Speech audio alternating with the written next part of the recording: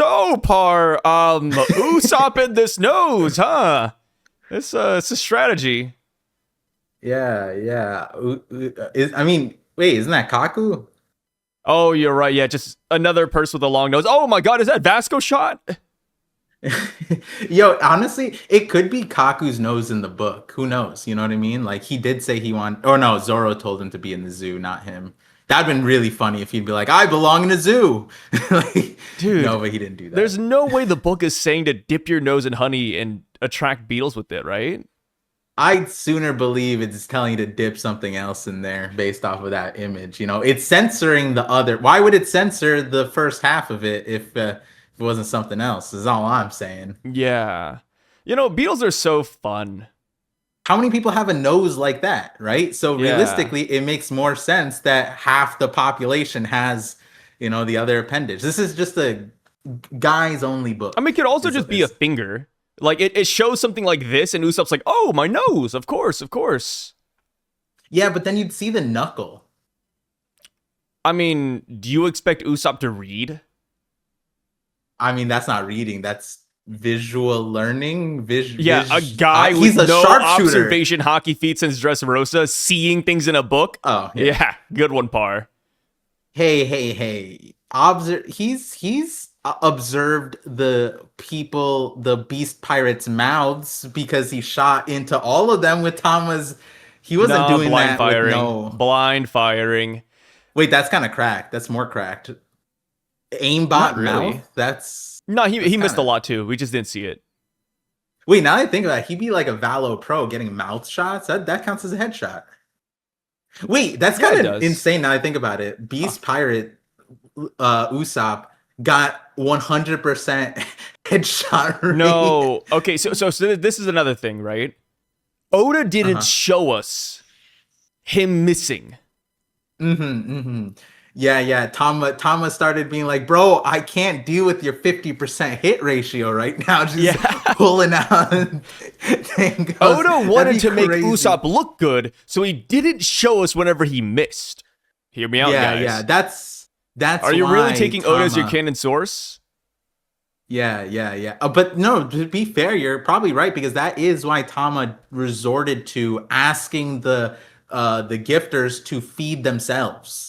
Started asking the giraffe and the other one, hey, put these in the mouths of the other ones. It's because she was like, I can't just rely on this guy. This guy's stuck putting honey on his nose. What is this guy doing? Yeah, do you think Usopp paid off the beast pirates? Like, hey, if you just open your mouth really wide, I'll give you like $10.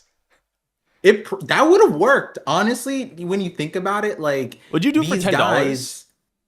Okay, maybe not 10, but like, because when you're joining the beast pirates, right, and you're a criminal, I guess you go out to sea, but now you're stuck in Wano, and I don't know if you could bring your family. I guess you send your money back, I like, to your family, whatever, and you get good food, right? But like, is that really what you want to do in life? You know what I mean? Be stuck in Wano and just like, I feel, and just burn down villages and stuff like that. I feel like maybe some of these guys are just.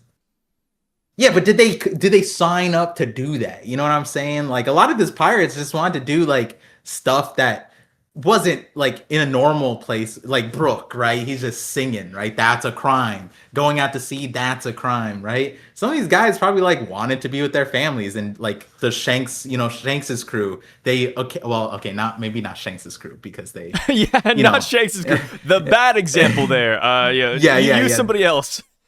Like the Big Mom pirates, they always came back and they spent all their time with family. You know what I mean? Like, why not? Like, we've always said it too. If there was a crew, we'd probably join the Big Mom pirates. The Blackbeard pirates for fun, but we've never really said like, oh, we join the Beast pirates, because then it's like we'd have to like gamble our devil fruit, and then tough stuck on Wano, and it's like you can't leave on your own volition, and you don't get to see your family, and we both have wives, and I have a kid, so I'm not joining. I think Kaido's crew would be the funnest pirate group to join out of the Yonko.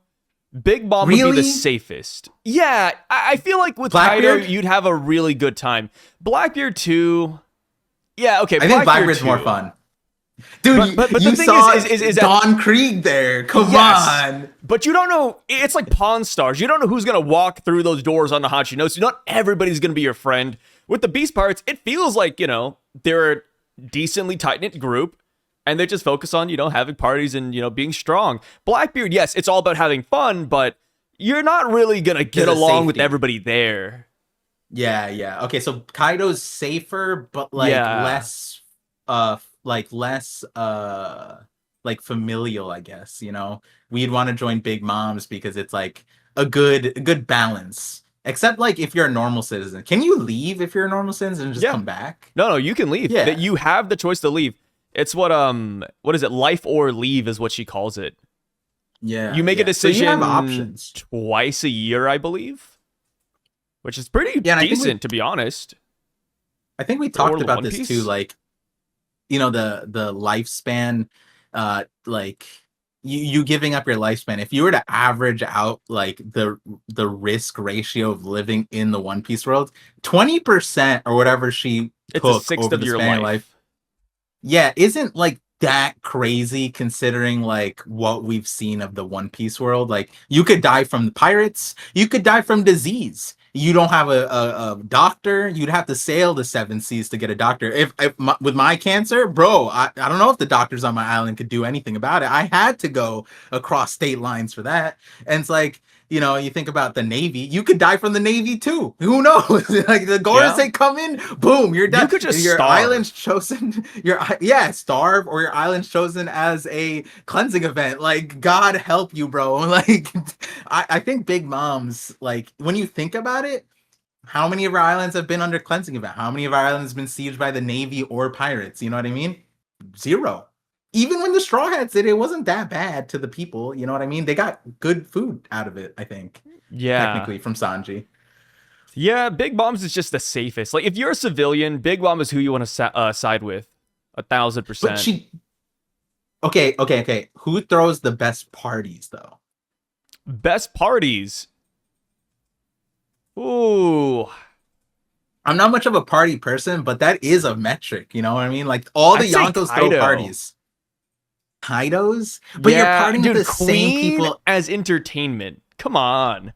It's once a year, and it's the same people every time. Well, okay, maybe not the same people because you get new people, but it's the same thing every year. I guess you do have like the red light district coming in too, so that is something to consider. Yeah. And you have slaves there too. Yeah, I mean, like, as far as the, like, you go to Big Mom's thing, you're probably not invited to the like weddings, right? Like, that's for the high class. You just get to like, oh yeah, they want a cake, so you're the slave at that point, because then you have to start baking the cake, and if you fail, then you're killed. I'm kind of just thinking about the food at Big Mom's tea party, and it's like, it's all sweets, brother. Like, they just got a lot of sweets there. I don't like sweets. I don't like sweets at all. I went to a graduation it's not bad, party. But just I overdosed. Baklava coffee, and I forgot it was coffee. I drank 5 of them within like an hour, and I was like, and my wife's like, that's coffee, right? And I was like, they're just dying. Yeah, it was fine. I was fine. I have a high tolerance, but that was definitely like, oh my god. What am I doing? Someone bring an ambulance. Shit's crazy. It was crack cocaine, don't get me wrong. And then I had more sweets. Sweets I have infinite bag for. But yeah, and then there's Blackbeard. Blackbeard throws parties too, technically. Yeah, but again, I'm just afraid that a random pirate's gonna show up and shoot me. It depends. Like, if I'm a regular person with no powers, no strength, it's like, yeah, Blackbeard seems fun if you're strong. Beast pirates, I just feel like you could be whatever and you're just chilling. I think now I think about it, I think Luffy's is probably the best, right? Because it's the safest. Like, they always throw it after they've won. So you just follow them. If they win, you stick around. And then you have a great time. They won't ask you who it is. And then, there's great food. There's a lot of fun. It's safe, because they cleared out the enemies already. You know what I mean? It's like good timing, good like occasion. There's a lot of... and then following the Straw Hats isn't a bad idea too. It's like, I think it's kind of... the only reason I didn't choose the Straw Hats is because I don't know if they'd be fun to party with. Like, I'd ideally want That's to party true. with. Dang. I guess okay, if we're talking about like just crews, I feel like the Blackbeard Pirates, because they're more cohesive, right? When I think about the Blackbeard Pirates not being Uh-huh. cohesive, it's about like everybody else on Hachinosu. I feel like Blackbeard Pirates would Yeah. be number one. Shanks' crew might be number two, actually. I feel like they'd be a lot of fun. Then Kaido, Luffy, maybe. Then Big Mom. Yeah, for me, I'm not big Huh. of a big drinker, so Shanks is just drinking, right? So Yeah, like I'm a big that's drinker, so I think that's why, Shanks is yeah, be a hell of a time. Same with Blackbeard. They drink too, right? The scene with Aokiji and Blackbeard yeah. throwing up the mugs. It's just like a bar though. It's like I could go to a bar party. I don't, that doesn't bother me Okay, as Shanks much. But always like does bar Shanks is parties too. no, but Shanks is like out on an island. Everyone's just like hungover at the party on a rock. Like Mihawk's That's is their showing up. recovery day, man. They're hanging out. Yo, and then but like I like the Straw Hats mainly because they're silly. I like a good laugh. But if Usopp's out here attracting Okay. bugs with his nose, I'm not there. You know Every what I pirate mean? crew Like is a good that's laugh, though. Like, dude, you cannot tell me is the it Big Mom Pirates do not just drop the hardest jokes out there with Charlotte Opera. The Toby Ropo probably have their little gags. Like, I feel like when you are in that group, they're hilarious. Like, we think the that's Straw Hats true. are really funny because we follow them. We know them. Like, imagine we followed Mhm. these other pirate groups. Yes, I'm pretty sure they crack jokes on the side. They live normal lives too. They're just, different. Yeah, and then you know what? There's also like room for upward mobility with the Big Mom Pirate crew. You just have to be friends with one of the kids, and there's like what 80 of them. And if you marry one of them, it's like, yeah, Oh yeah, it's a Charlotte easily name. marry one of them. Yeah, especially what was the fishes one? That the Praline. she was chill. Yeah, she was a ride or die, bro. She Oh, saved yeah. everybody. Yeah, I love how Praline was yeah, like, "Hey, come on, husband. Of course I'm gonna betray Big Mom for you." It's like that's great, dude. Like they're trying to do it behind yeah. her back, and they're gonna ditch her, and she's like, "No, no. If you want to leave, Mama, I mean, we could just do it today or tomorrow, whatever." Yeah, It's like, oh, what is she cool. gonna do? Swim? Is what she do? Come under the water for me? Like, what do you think? She kind of has a hack for it. Is she the only fishman? Who? Oh my God, was it Barbell? Oh, maybe. I never thought about this.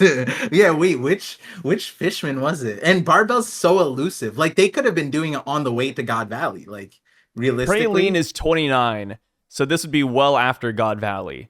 But I mean, obviously, we Barbell don't know where wasn't. Barbell's at, so we don't even know if he we know he landed at God Valley. We just don't know like if he how left. long he stayed. Do you think he's still fighting at God Valley to this very day? No, no, Yeah, no, because no. it's underwater. We're laughing now, but we have to remember there was it like a Japanese guy in the Philippines just killing people in the woods for 40 years because he thought World War II was still going on? Yes. That's a Yeah, good dude. pull. And Yeah, then he goes back. I think it was Japan. I'm getting these countries mixed up, but I think he went back to it was Japan and he Japan. was like a national hero. And then, in the country he was terrorizing, he's like a prolific serial killer. And it's like, yeah, Well, two I very don't. different tales, man. I It's don't know if he's a insane. prolific serial killer, and I He don't know if killed a it's the lot of Philippines people. A or lot of innocent people died in those Vietnam. woods. Yeah. I think like during the so Oda, this is actually I made a short about this. Oda almost got canceled. This is very early on.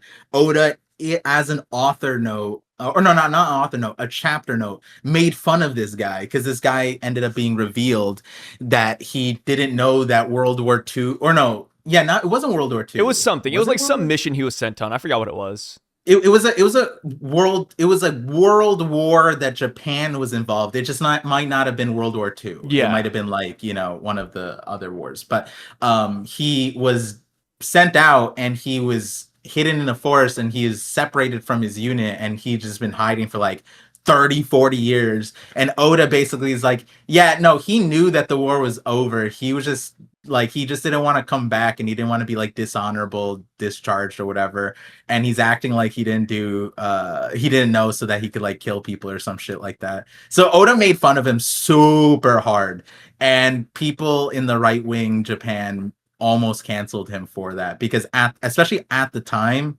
that was the I think they had the majority in the parliament too. So, and then 29 Oda was years just is what like, it "What?" was. And it was World War Yeah. II. I looked it up. Oh, it was World War Hino II. Okay. Onoda is his name. Yeah, yeah. Oda made a joke basically calling him like chicken or something like that. I forget what the people were. I didn't understand the joke. To be fair, it was in Japanese, but people were like, "Par, how do you not get the jokes?" I'm like, "I'm Oh, sorry, I got the gist of it." Like, after he came back to Japan, he moved to Brazil shortly afterwards, and then he died in 2014 at yeah, 91. yeah, Oh my God, 91, huh?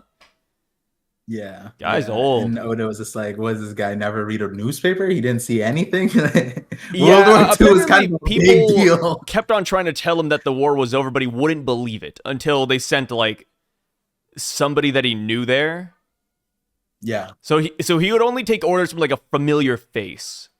But yeah, it's yeah, a which crazy is story. Like I can't imagine just like 29 years in the woods still thinking you're fighting. It's like, dude, what is brother, like he missed the iPhone, dude. One thing about this, Hercules. So, do you think he's going to show up in Elbaph? Because we've talked about this a couple times at this point. He is currently missing in the story. You know, for most characters, we expect them to be more or less where we last saw them. But for Hercules, he never went back home. He had a cover page story canon where he was flying off. It said, I'm not going back home soon. And then that's it. And here we have it. We see a rhinoceros beetle, which is what Hercules is. More or less, he wears armor that resembles rhinoceros he also beetle. flies And he flies on on a a, rhinoceros beetle too. and So there is is one in this a this hint? background. I he's such a weird character because like his name is Hercules, so it's like or Heracles, whatever, and Yeah. that's obviously significant. It puts it on the realm of Poseidon and Neptune and all those things, like or not Neptune, Uranus and Pluton, but also Neptune, King Neptune, right? But because it's Greek, or actually Heracles is technically Roman, but um point is that he's such an interesting character because he's kind of like Louis Arnault a little bit. He's a explorer botanist guy. He lost his entire crew, and then I think it was to the archipelago, like the barren archipelago that Usopp landed on, and he just stayed there. And it's like he clearly had the means and capability to leave, and then like I just and then he's tied to Usopp. We want things out of Usopp. Honestly, I would be kind of wigged out if like that thing we want from Usopp came yet again from Heracles instead of like Elbaph, the thing that people expected. But Heracles as a character himself, he's masked also, like to a certain extent. What Yeah. if he's the man marked by flames and he's just masked the entire time we saw him? Like he's been moonlighting as a dude, and the timeline could kind of fit. We don't know what he knows and doesn't know. Like this guy has sentient plants that he taught Usopp about, and he's just stuck on this place. Like, I don't know. Like, if we find out he's a Rev or something, like, and he's like top commander or some shit, I Oh, wouldn't be he seems surprised. like a Rev, doesn't he? Just super Yeah, quirky, kind of weird. stuck on a random place like Ivankov, just like has a random Yeah. excuse to He's be fighting a there. 40-year war in the Boeing archipelago. Oh, Yeah, man. yeah. Like again, he's a character that I can feel like could be important, but a lot of the ways that it comes out of at least at this point, I'm not really enjoying them. I just want Dragon, guys. If it's for the Revs, I don't want to hear anything but Dragon upscale, and I don't care about like what the moo cow, whatever the person's name is. Ushiano. That one. And yeah, Heracles was honestly the biggest thing from this cover story. When I saw this, I was like, all right, I don't know what Usopp's doing. I honestly don't know what Chopper's doing. But if that is Heracles, and it does look like there is something on the back, but I don't really know. And it does seem like there's something written on the wings too, some kind of symbol. I don't think beetles come stock with decals on them like Fast and Furious, but yeah, it seems like maybe Heracles, and here's the thing too.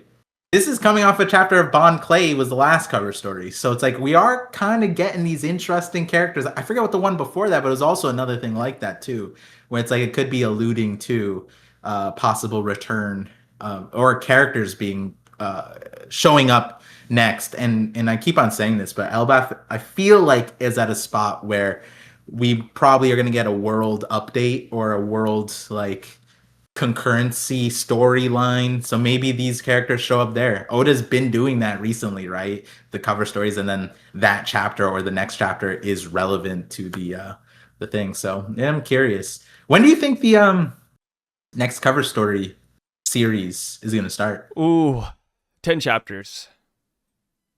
10? It's gonna happen this year. I think it's gonna be 10 chapters from now. Is that normal? How many chapters have we had at a break? So I didn't realize, but we haven't been gone from Yamato for all that long. Dude, I don't know. Is this Stockholm's like It it's such a is. shitty story, and then we leave it and we're like, give me some canon back. And then it's like, I don't care if it's as shitty as Yamato's one. You know what it is though? If it was that same story and just not Yamato, I think it would have been fine. It was such an important character and Wano, and it was like, you know what I I mean? don't Like, know. No, I think no matter who we had, if we got exactly what Yamato gave us, I think a lot of people would still be sour. Because we're just at that point in the story where I think a lot of people want like interesting plot points, and so much was happening in Egghead. So just seeing Yamato, eating rice balls, playing with kids, seeing like the Wano scabbards, like people just didn't really care too much for it. Like no matter who you put in that position, I don't think it would have turned out well. You could have brought Odin back from the grave, and people would be like, "Well, it's whatever." okay, I don't know. I don't know if you could bring back Odin's from the Nah, grave dude, and if it'd be Odin like, came what? back as a zombie and had that cover page story canon, nobody would care. You're joking after we found out Kozuki Moria, the shadow guy, and we have Odin's corpse, you're telling me no one that would be the Exodia of the cover Yeah, story. nobody Like, would really, it would just breeze on by. yeah, it is funny though, because like I am waiting for Moria. I am in that waiting room. I'm a Moria fan. One of my biggest theories is a Moria theory. We actually talked about Moria in this last chapter, I think, We all love because I was Moria. scaling the seraphims, which one's the weakest, and then I kind of made the false assumption that the seraphim Moria wouldn't have the shadow fruit, and then they're like, and then I thought about, it, I was like, oh wait, no, all the Paramecia users have every devil fruit user had their own fruit, and I was like, god damn it, because the shadow fruit is insane. It's an insane fruit to just give off. You know what I mean? It's kind of Yeah. disgusting. Like Jinbei got the swim one, it's not that crazy. Mihawk has a sword one, it's not that crazy. It is crazy because he's a sword master, but like, you start giving what the Seraphim Doflamingo, what can you do clones too? Like that one would be nuts, but the Shadow one, Moria's weakness was that he was weak in Pudgy. If he was Seraphim strong, Luffy would have lost. There's no just leave the flame on, let your doppelganger mess everybody up, and there would be nothing that they could do. Yeah, pretty much. I mean, the only one that should have another devil fruit should be good old, what is it? Crocodile? Because that's a Crocodile, Logia. So Crocodile yeah. it's going to get scuffed up. Yo, but Vegapunk, I was gonna say Oda, but Vegapunk said like he could, it's just costly. So maybe he's done it one time. And Crocodile's like the one of one.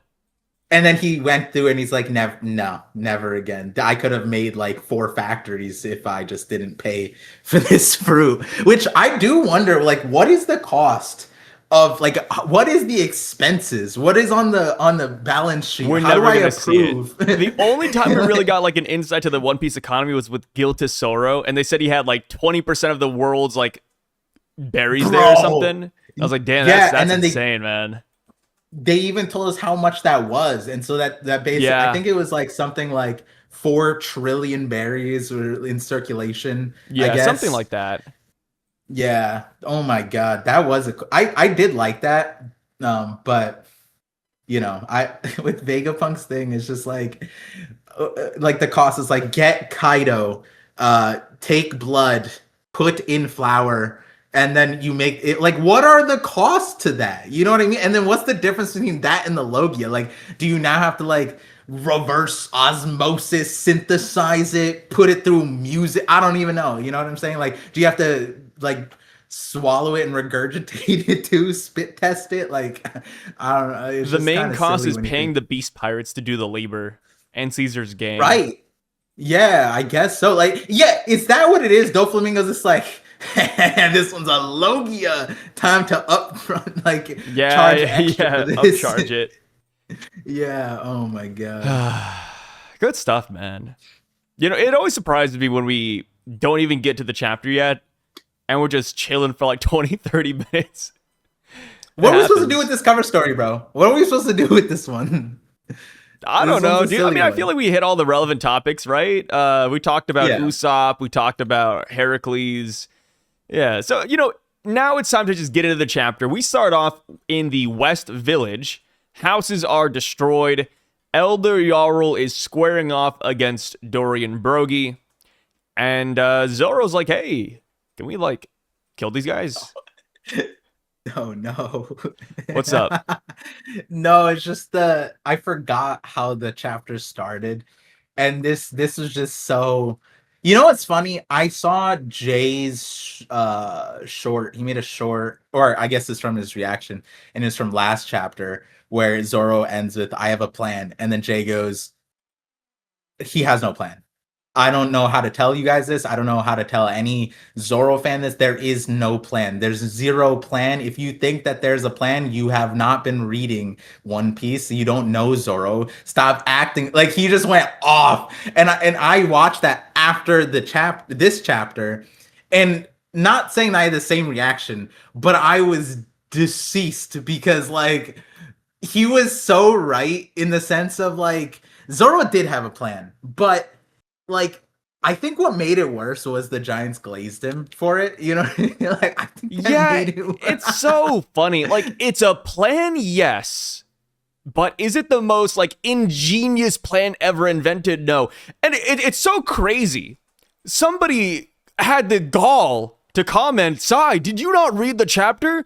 His plan was to jump on the heads. It's like, brother, he was going to kind of have to do that anyways. The Giants are big. Like, if Zoro doesn't jump up, he's going to be just slicing ankles. Yeah, he's going to jump up. Like, this isn't that crazy, man. Yeah, I hate to tell you guys this, but Zoro did the same thing against Oars. He climbed onto his arm, ran up him, hit him in the face, hit him in the head. Like, that was his thing. And then Zoro when they made didn't, the plan, you know, preface that by saying, guys, I got a plan to fight Oars. And then just jump on his arm. Like, this is just what they do, man. Like, yeah. it's like He me did saying, this hey, against- I have a plan. Let's get McDonald's. It's Yeah. like, oh, I mean, yeah, we got to eat. I mean, sure, it's insane. It's not crazy, man. Funnily enough, he did this in the Davy back fight, and Sanji didn't glaze him. Sanji and Zoro just looked at each other and they just knew. And Yeah. Zoro like basically suplexed the giant from his head because they knew that like, hey, if we stay on the ground, we're gonna get stomped. And so they were like, let's go in the air. And then that's it. That's how you fight. I don't know why you'd stay on the ground if you can go in the air. This is what King needed to learn. Like at the end of the day, like if you have the high grounds, take it. And Zoro's was like, you know what? Not only do I have the high ground, they are my high ground. And you know what? I've never seen a giant jump. And why don't I use that? And you know what's even funnier about that? I don't think the Giants can jump out based off of what they said. They were like, that's a great plan. Stanson, let's do the thing. Run in circles around them. And I'm like, no. Dude, it's so funny because I didn't register this until later, but none of the Giants fight in this chapter. I mean, minus the Warrior generation. Like, we have this squaring up with Yarl. Nothing comes out of that. Hajrudin and Stanson say, hey, let's circle them. Nothing comes out of that. Only Zoro does the work here. Which, granted, I do believe that they're going to do work next chapter. But it's just funny not seeing them at all in this chapter. Like, oh, well done, Rono, says Stanson. And Hajrudin's looking over. You know, Yarl's like, ah. And it's like, dang, guys, like, Zoro's doing all this by himself, man. He got here last, too.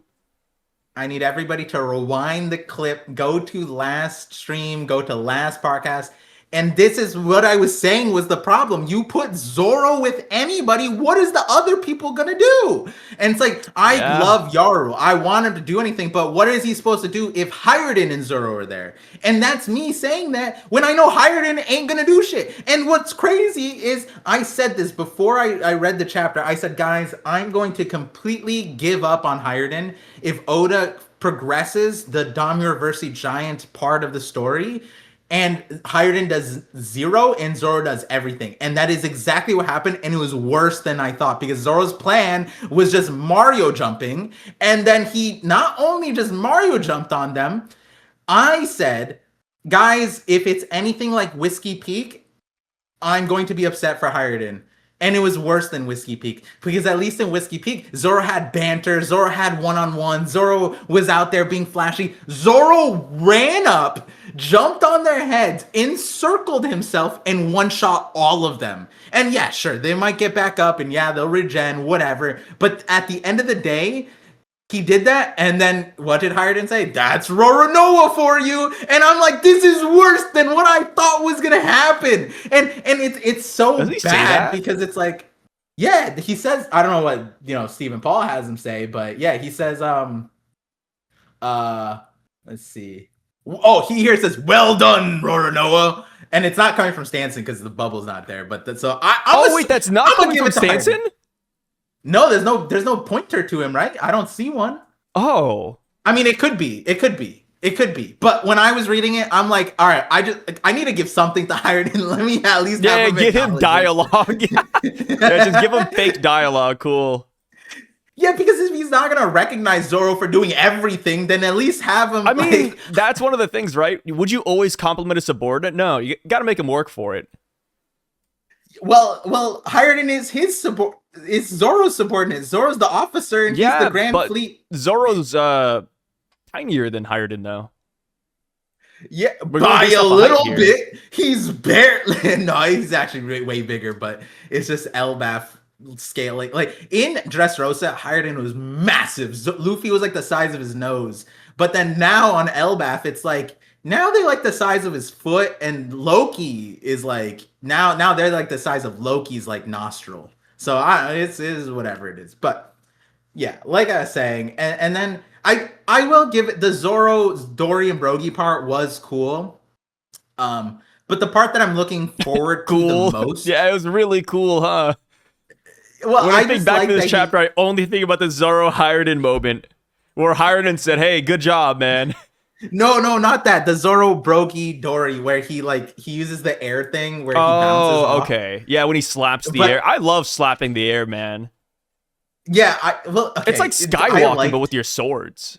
Right. Okay. So in Wano, when he did this with King, I was like, oh my god, he finally has air mobility. I can't wait to see this again. And then I see it again, and I'm like, guys, am I stupid, or should Zoro be strong enough and fast enough to just skywalk at this point? Like, you've seen Sanji do it. No, you can't have him take Sanji's sauce, man. I think that's it. I know, but Oda's trying. See, this is the problem, though. Oda knows how valuable that is. Have the high ground. He knows how valuable. He literally demonstrated why it's important, like multiple times. King would have won if he kept it. Zoro's youth. That's his plan. High ground, and he knows it so much that he gave it to Zoro. He just put it in his swords instead of his legs. Like, I don't know why. It's like, dude, Zoro's legs not work? Like, Zoro's up there jumping that high. Why can't he do it? Have you ever seen Zoro do a leg day? Because we always see him lifting weights, but he never. Does he squat? Oh, he does squat. Yeah, he does squat. Yeah, after Thriller Bark. Thriller Bark, that's his main thing. Yeah, I have no clue, man. His legs are cracked, and there's no reason for him to not be able to skywalk. Because Oda's making him sky slam, I guess, with his swords. Like, I don't know what to call that move. But, suspending the belief that he can't skywalk or he's incapable, or even weirder, he doesn't want to. Because then it would take the Dressrosa moment away, too. He wouldn't need to be thrown, necessarily. He could just zip all the way across. But it puts him in a position that next chapter, or maybe soon, we'll maybe see him be, like, at least, like, supposedly Dami reversing. Like if he can be Dami reversing, he's now being shot downwards in between Dory and Brogy. And that might result in Zoro being flipped. And we don't know what that Yeah. looks like. We don't know what that means. We don't know if he can be. And so that's why I said this is my favorite part, because at least now there's a point where I can't say what happens next. Last chapter I knew exactly what would happen, and this is what happened. But now this is interesting. If we get Majin Zoro, this might be my favorite.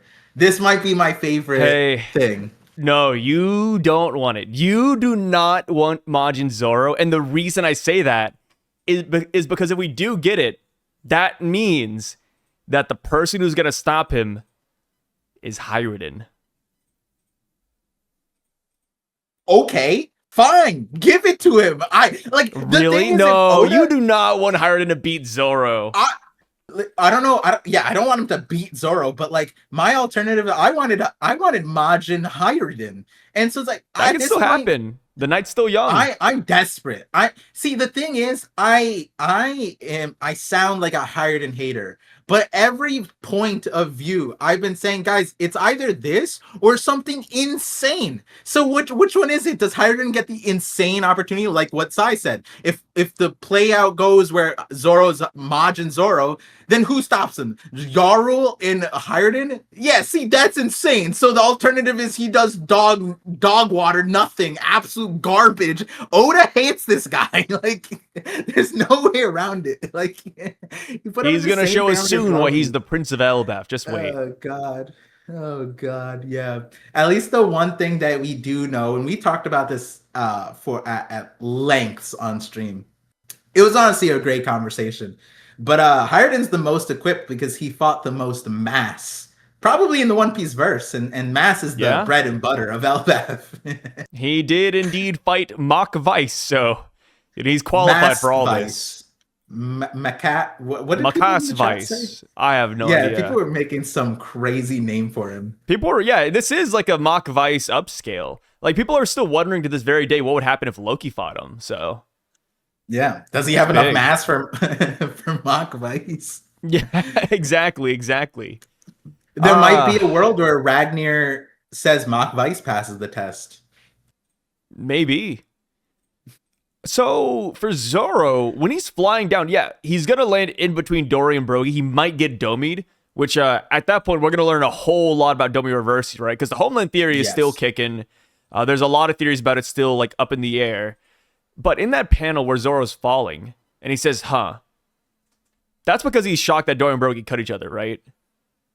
Yes. Okay. That's how I saw it. Because Well, I've not seen just a cut each growing other. sentiment of people saying that it looks like Zoro's being wrapped up in shadows.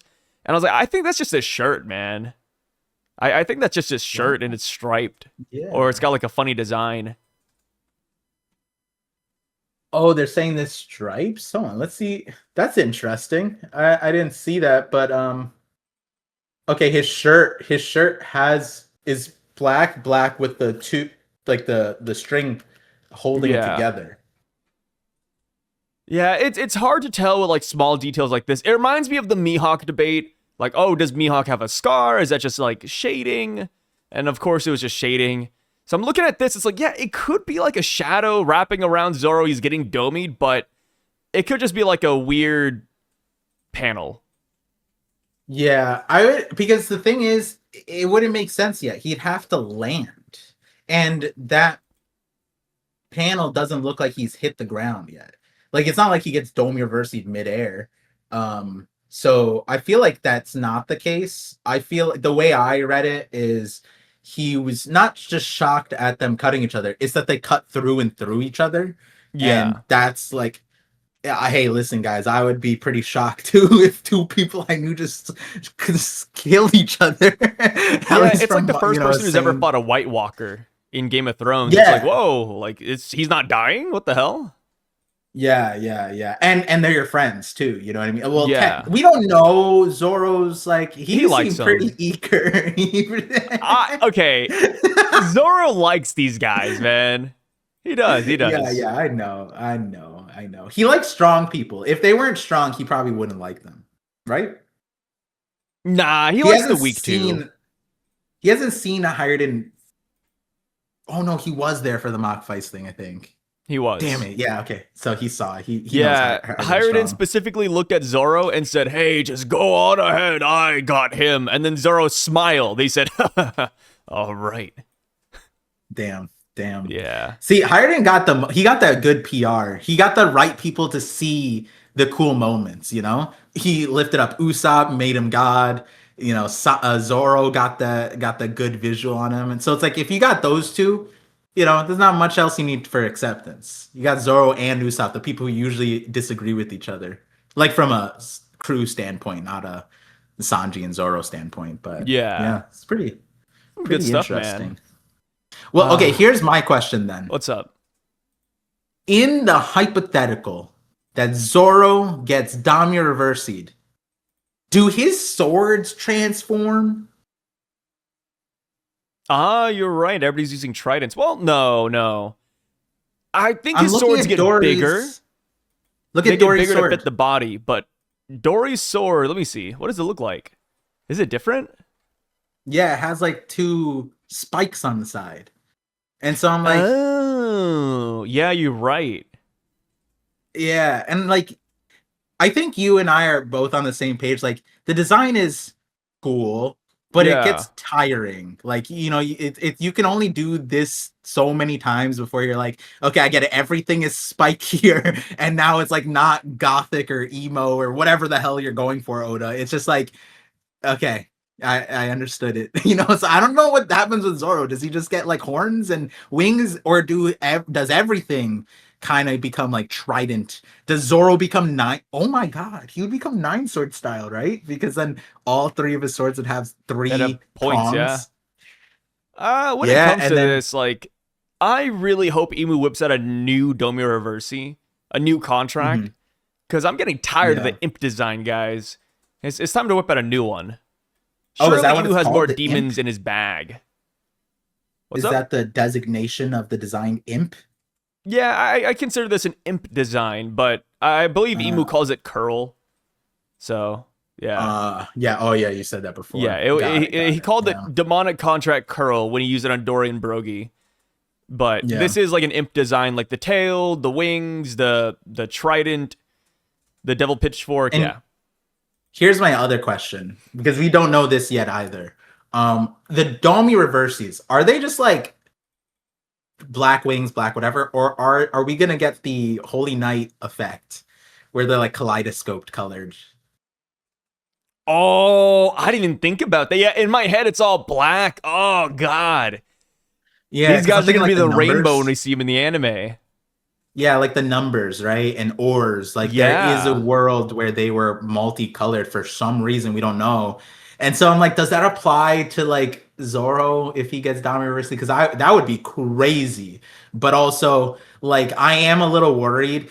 I like the Elbaph designs. The Elbaph designs were really cool, and you know, and if Oda just adds, like, Zoro doesn't need to be edgier. You know what I'm saying? It's just like then we're getting to that fan art of Gear 5 a little bit where it became like, hey, all right, guys, like this is obviously not what's gonna happen, right? But then it's like if someone made like if I was in fifth grade again and I made like a Zoro demon thing, I feel like that's what we're gonna get, and I feel like that's also the correct logic too. Like Oda might actually go that route of like, what would a 10-year-old think like would be super hardcore right now, you know? Maybe it's a reflection of Emu though. I don't know. That would make sense, but like you said too, I hope Emu has a little bit more creativity than a 10-year-old.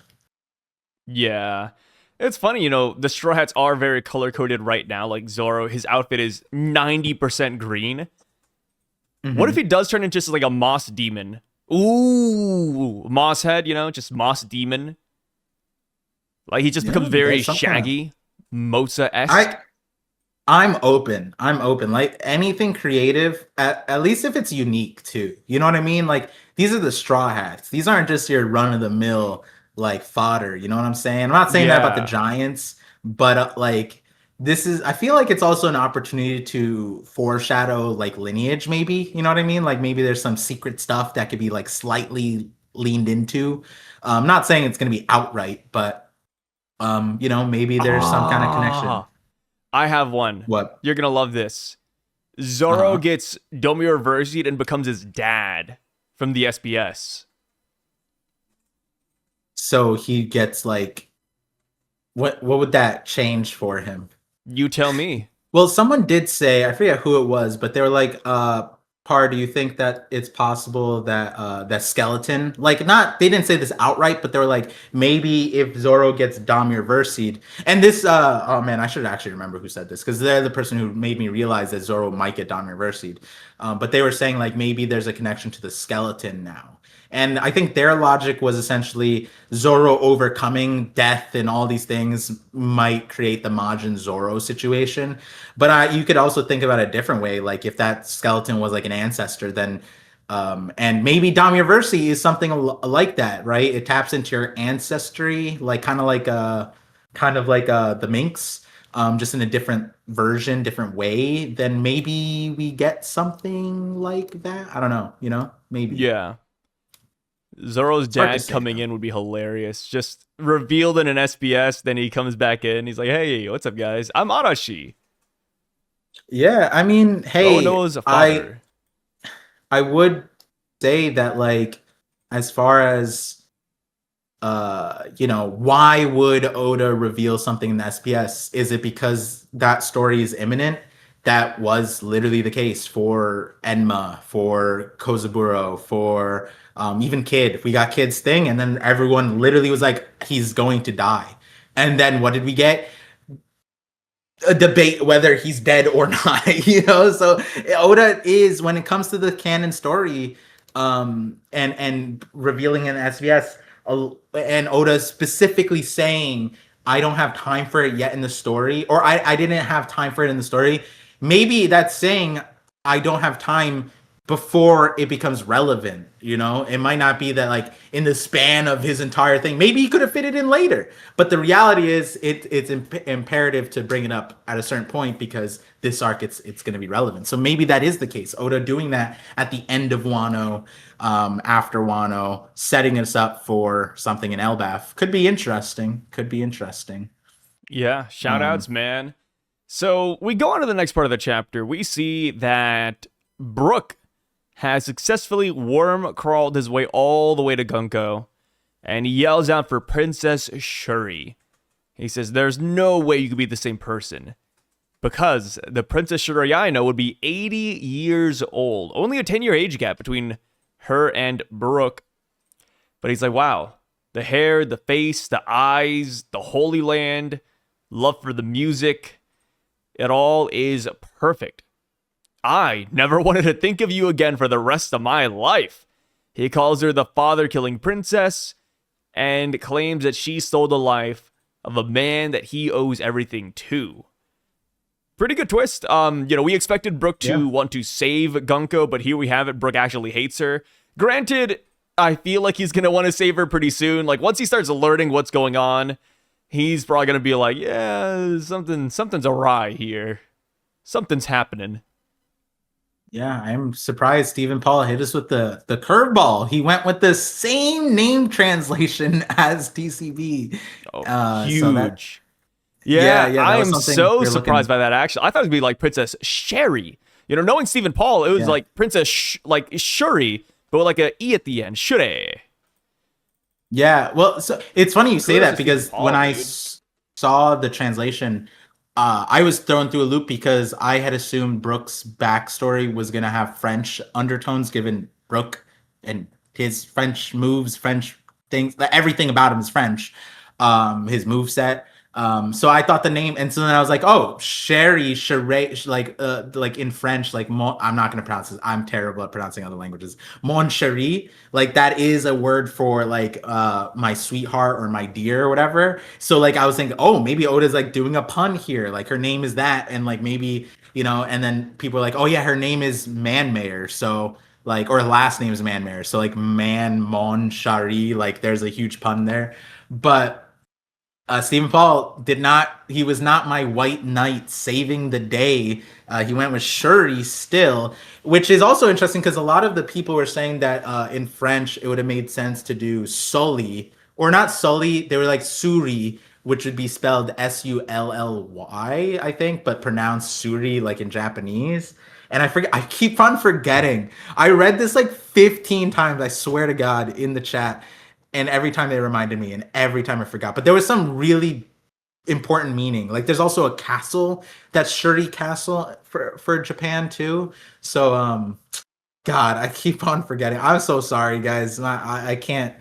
We're crossing like three languages at this point, and we don't even know what Oda's trying to do with this name or if this is the real name. It seems like Imu isn't really too aware of Shuri's backstory, maybe even name. Like named him Gunko, and then goes like, "Who art thou, Brooke?" Well, didn't say Brooke, but I thought that was pretty surprising in my opinion. Um, but that's just Yeah, me being a little nitpicky. I think that's pretty cool. It makes sense. I mean, given how old Princess Shuri should be, it's like you don't really expect Hmm. to see anybody from her past here. And perhaps Imu Yeah, killed everybody in that kingdom. We don't know what went down. Imu's like, yeah, I killed the dad, killed the mom, the whole kingdom's gone. Yeah, Shuri yeah, shouldn't know anybody anymore. Why the hell is this guy calling out her name? I think it could be something like yeah. that. Yeah, I agree with that. I agree with that. I just think that like like especially when we come off of certain fringe examples, but Shanks is like, pull up the Carfax on that redhead. And then was it what's the guy's name? Hiozo? Something like that. He pulls up the stack, his whole history, his permanent record, if you will. And Shanks reads it within seconds. It's like, I get it. And then he just slaughters it. Well, he doesn't want to. Kid forces his hand, but in my opinion, I feel that Emu should have that for the 13. The 13 contracts should all have that level of knowledge. Whether Emu cares about it is a different thing. Like, yeah, sure, Harold should have been one of those things, right? Because Harold was the strongest. But for me, Gunko is one of one, the attendant who's been in the room before we knew about anybody, before we knew the Gorsei's powers, before we even knew that they could be strong, before we knew that they're combatants, before we knew Holy Knights, before we knew the Shanks had a twin brother, there was Gunko. We didn't know Gunko, but we saw Gunko. And Gunko is the only person we've seen in that capacity. And that's, to me, I'm like, I would know everything about this person. The person that's like right next to me this entire time in the room with me. And like you said, though, I think it'd be a shocker to be like, whoa, why is this person even here? But I feel like it's a different context here because Emu's like, is thy memory coming back? And then it's like, who are you? And it's like, wait, Gunko said his name. Like Gunko said Brooke. Like you should now be able to piece it together. Brooke, this guy who's going by Brooke, he's world famous. He's also on the Straw Hat crew, by the way. And like, and Gunko also loves his music, which she isn't shy of. She's literally playing it, and Summer's like, you listen to that riffraff? Like that, it's like there's a lot of intricate things that's like, does Emu not know anything about any of these people? Not even the 13? Like, how far does this, like, I want to say incompetence, but I think it's like ignorance. Like, and people are gonna say, like, yeah, it's because so like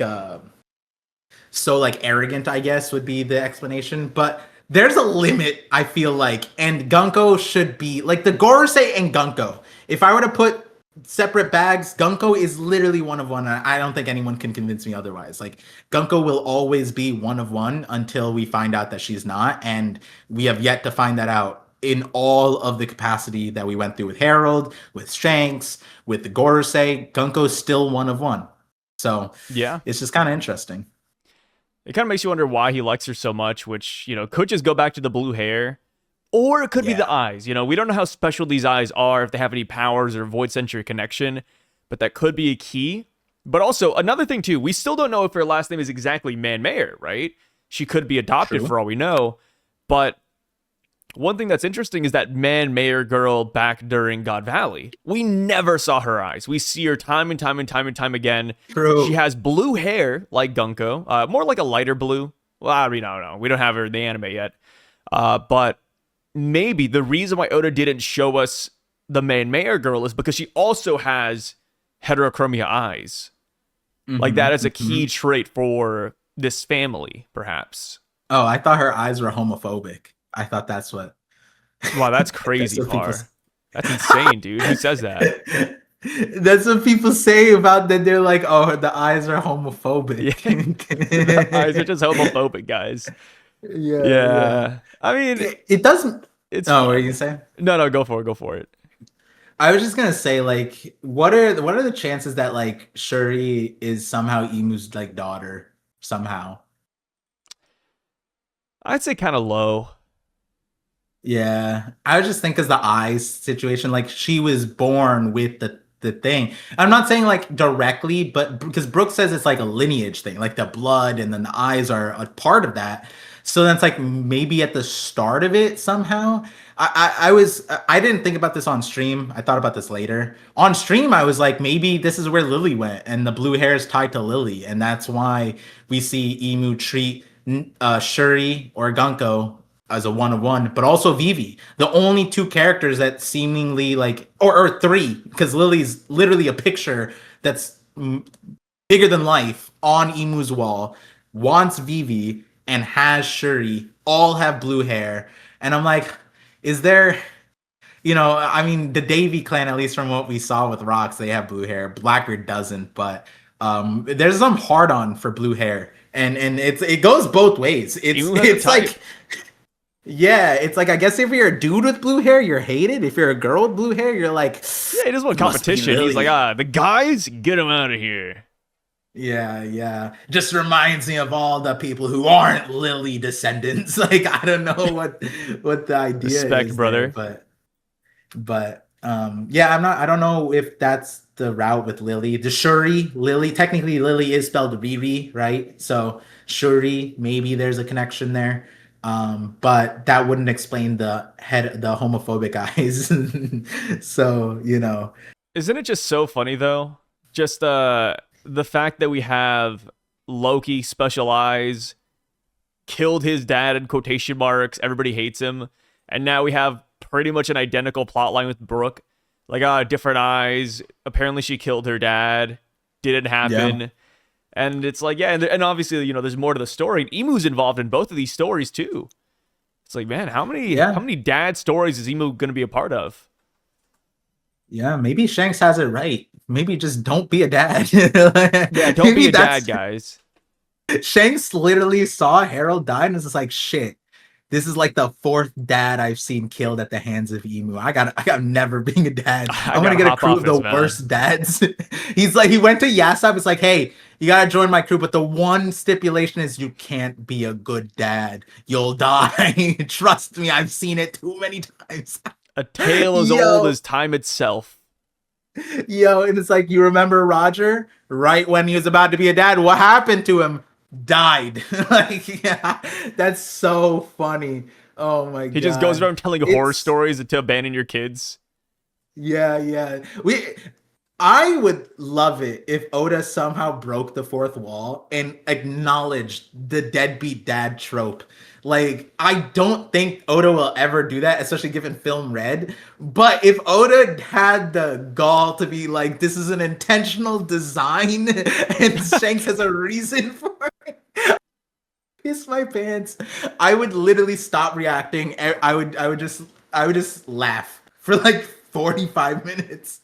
Oh my It's not a god, that'd be bug, so it's a good. part of the design. It's a feature. Yeah, that'd be so good, but also bad. Uh, but yeah, It's on the it's Gunko thing, something, man. I do. It's funny because like no one liked Harold the way Brooke liked the dad, I guess. Like no one's carrying a vendetta for Harold like the way Yeah, Brooke but is, people right? love Harold though, to be fair. Yeah, yeah. But it's also that is exactly what I was thinking. Was that the part of it is that Harold shouldn't be loved by his own metric. And that is really important because Harold Harold's death was his own design in a lot of ways. And what does that say for Gunko's dad?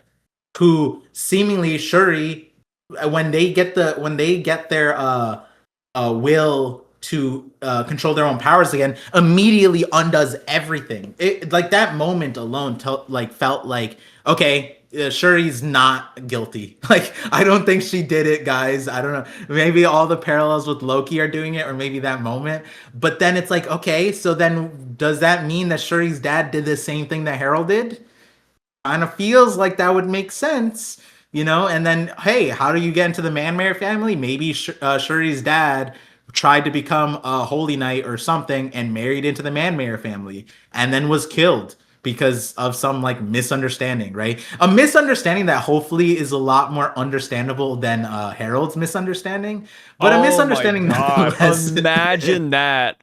We get hit with the, well, I'll give you 3 minutes to tell this story. And then we go into like a whole backstory for like 20 more chapters. Yeah, I don't know if I'd want that again. I love Yeah. King Harold's flashback. I don't know if I'd want to go through that one more time, though. I'm going to be honest. Yeah, Chill, especially dude. because Shuri's dad, for me at the moment, just feels like a Riku, and it's impossible to recreate a Herald. It makes no sense to create anything even close. You can't have an association with rocks again. You can't have someone who's just world class strength out the jump. And then you also can't have a character that is so indebted to some like crime or some fault of their race that they stumble, because that's why Harold did the misunderstanding. He felt indebted to a length that like no single person should be able to should shoulder themselves. But that can't be recreated. None of that can be recreated in unless he's Davy. Unless Hey, he's don't challenge Davy. Yoda, man. You're right. We're gonna find out Don't he's challenge him. He's Monkey. going to do it. Yeah, he's gonna be Monkey D. Shuri's dad. Like that would be a wild. I'm gonna stop. I'm gonna stop. I don't want to jinx anything. Yeah. Oh God, damn. Do you think Goku's going to have the time to like jump back in between this battle to tell Brooke that she's innocent? No, I feel like Brooke is kind of a character too that like learns from action too. So it might not even need to be like a spoken thing throughout the arc. You know what I'm saying? It might just be like, okay, she's freeing everybody. Like there's something I want to hope that Brooke is more like Yarl than he is the Rocks Pirates, in that he's like, okay, she's not Shuri. She should be like 90. Let me give her the benefit of the doubt right now. This Yeah, seems let's like a little find out demonic. what's happening. Yeah, like she may have killed her dad, but I don't think she was like dominate and kill an entire island of population bad. You know, like there's a little separation from father killing You'd to hope. exterminate and subjugate the giants. You know, You'd really hope, it's a little man. different. Yeah, Dude, yeah. I wanna pray. in an ideal world, it would be like Luffy and Sanji, where, you know, Luffy's not fighting back, and then Sanji's like, yeah, I hate you, pirates, you're the worst. And then Luffy's like, yeah, say that, but all of your attacks were sad. Maybe it's the Yeah. same thing for Gunko, where Brooke is like, oh, Gunko, I hate you, so why are you crying? Yo, he might be Brooke, dude. It'd be so meta. If Brooke is like, "Why do your attacks sound so depressed?" You know, like he put some music. Why is it decrescendoing? Like it's just some musical ass like pull If I from had there. Oh my god. eyes, I would see exactly what's going on here. You know what? Gunko might like pull out a song, like Hiyori, like a Moon Princess type song, and then Brooke's like, Ah. "Oh my god, it's you're not evil" or something. Like there's some kind of. She's gonna This start sounds humming. corny, guys. Yeah, this sounds corny, guys. But Brooke is a musician, and he like died, and his carrying the flame is Oh. Bink Sake. Like, What if Gunko can't take control of her body back? But what she can do is she can control part of the mouth. So she doesn't like hum, she just makes noises like while fighting Brooke, but it comes out in a song. Like, and Brooke goes, "Wow, you gotten so much better." Just like the old days, huh? Yeah, you were always my worst student. That'd be so Could funny. be. I think we're Yeah, cooking, man. well, that's also another angle too. What is their relationship? Because, like we said, we thought the assumption was, funnily enough, a lot of people did think that Gunko killed her dad. Like that was a theory. Princess Yeah. somehow ascending, killing the father thing. But what people didn't really expect was that Brooke didn't give a shit about Gunko and gave a lot of shit about the dad. And so now that changes a lot because, like, what is their relationship? Maybe it's obligatory, right? Like if it's like a Kiros Riku and a world where Brooke doesn't marry the daughter, and it's just like mentor, maybe guardian, maybe just guard. There's a lot of different angles now. How much does Brooke actually know about her? We're assuming that they're close, but they might not be that close, you know? Yeah, it's kind of nuts. Like, Brooke, it looked like he took care of her when she was a kid because of course, his lord. Yeah. And it's like, would you really suspect Gonko to kill her dad for no reason? Like what could he have seen to just really made him say, hey, this is a bad person. I don't want to think about you anymore. Like, right. I don't know, man. Like, if I hear about like a 10-year-old or 15-year-old girl killing her dad and I knew both of them, I'd be like, okay, something's up. Like, something weird is happening, especially in the world of One Piece. In our real world, sure, damning. It looks pretty bad. I think that's the separation I always have to bring up. In our world, yes, obviously there's not magic. But in the world of One Piece, magic, devil fruits, weird-ass phenomenon happen. It's like, I would say maybe, give her the benefit of the doubt, unless you saw it happen with your own eyes. And it's like, Brooke must have seen like a King Cobra Sabo newspaper or something, man. I don't know. I mean, it's the same thing I said about Hajrudin, where it's like, I hate that the way the story went was that Hajrudin had Loki chained to the tree and never once asked him what really happened. All it would have taken is just that's what Loki's issue was too. You really believe the other people, why didn't you just ask the tree, I guess, instead of believing the forest, whatever the version Stephen Paul wanted us to hear. But Just a mystery. the same amplified 100-fold because of what you just said. If it's a 10-year-old killing their dad, even if you witness it, wouldn't you just be like, wait, why did you do that? What was the circumstances? Like, unless Brooke was with Gunko or Shieri the entire, 20, 40 minutes leading up to the death and was with them 40 minutes after and was like 100%. She did this deliberately. There's no foul play, anything, right? And I'd hate it. I'd hate it if it's another situation like the Rocks Pirates where they just can't see. Dude, imagine that. that. Imagine Imu takes over Gunko and makes her kill her dad, and she has wings. Her eyes go crazy. Hockey's coming out, and it's like a different voice, like, thou art the king, huh? And then Brooke is just like, oh, Gunko, Princess Shieri, why are you doing this? And then and it's just Imu the entire time. Oh, dude. A different voice is crazy. It's just like, hi, Dad. And then, what's up, Dad? No, yeah, and then her abyss mark starts glowing and everything. And then Imu even says, I am Mu, and I sentence you to death. And then Brooke is just like, don't go, why? Dude, that's the Rocks Pirates, man. I still get people complaining about that to this very day, where they're like, hey, really? Yeah, I never really respond just because it's like a long-winded answer. Sometimes I'll respond to comments, but if the answer's way too long, I'm like, maybe I'll just talk about it later. That's so depressing. Yeah, I believe in my last video or two, somebody said, hey, Sai, so what's up with characters not understanding that characters are being Domi reversied or, demonified? Like, they got the wings, they're 10 times bigger, they have fangs, their weapons change. Why is this? And my answer is I have no clue. I think they're just dumb, man.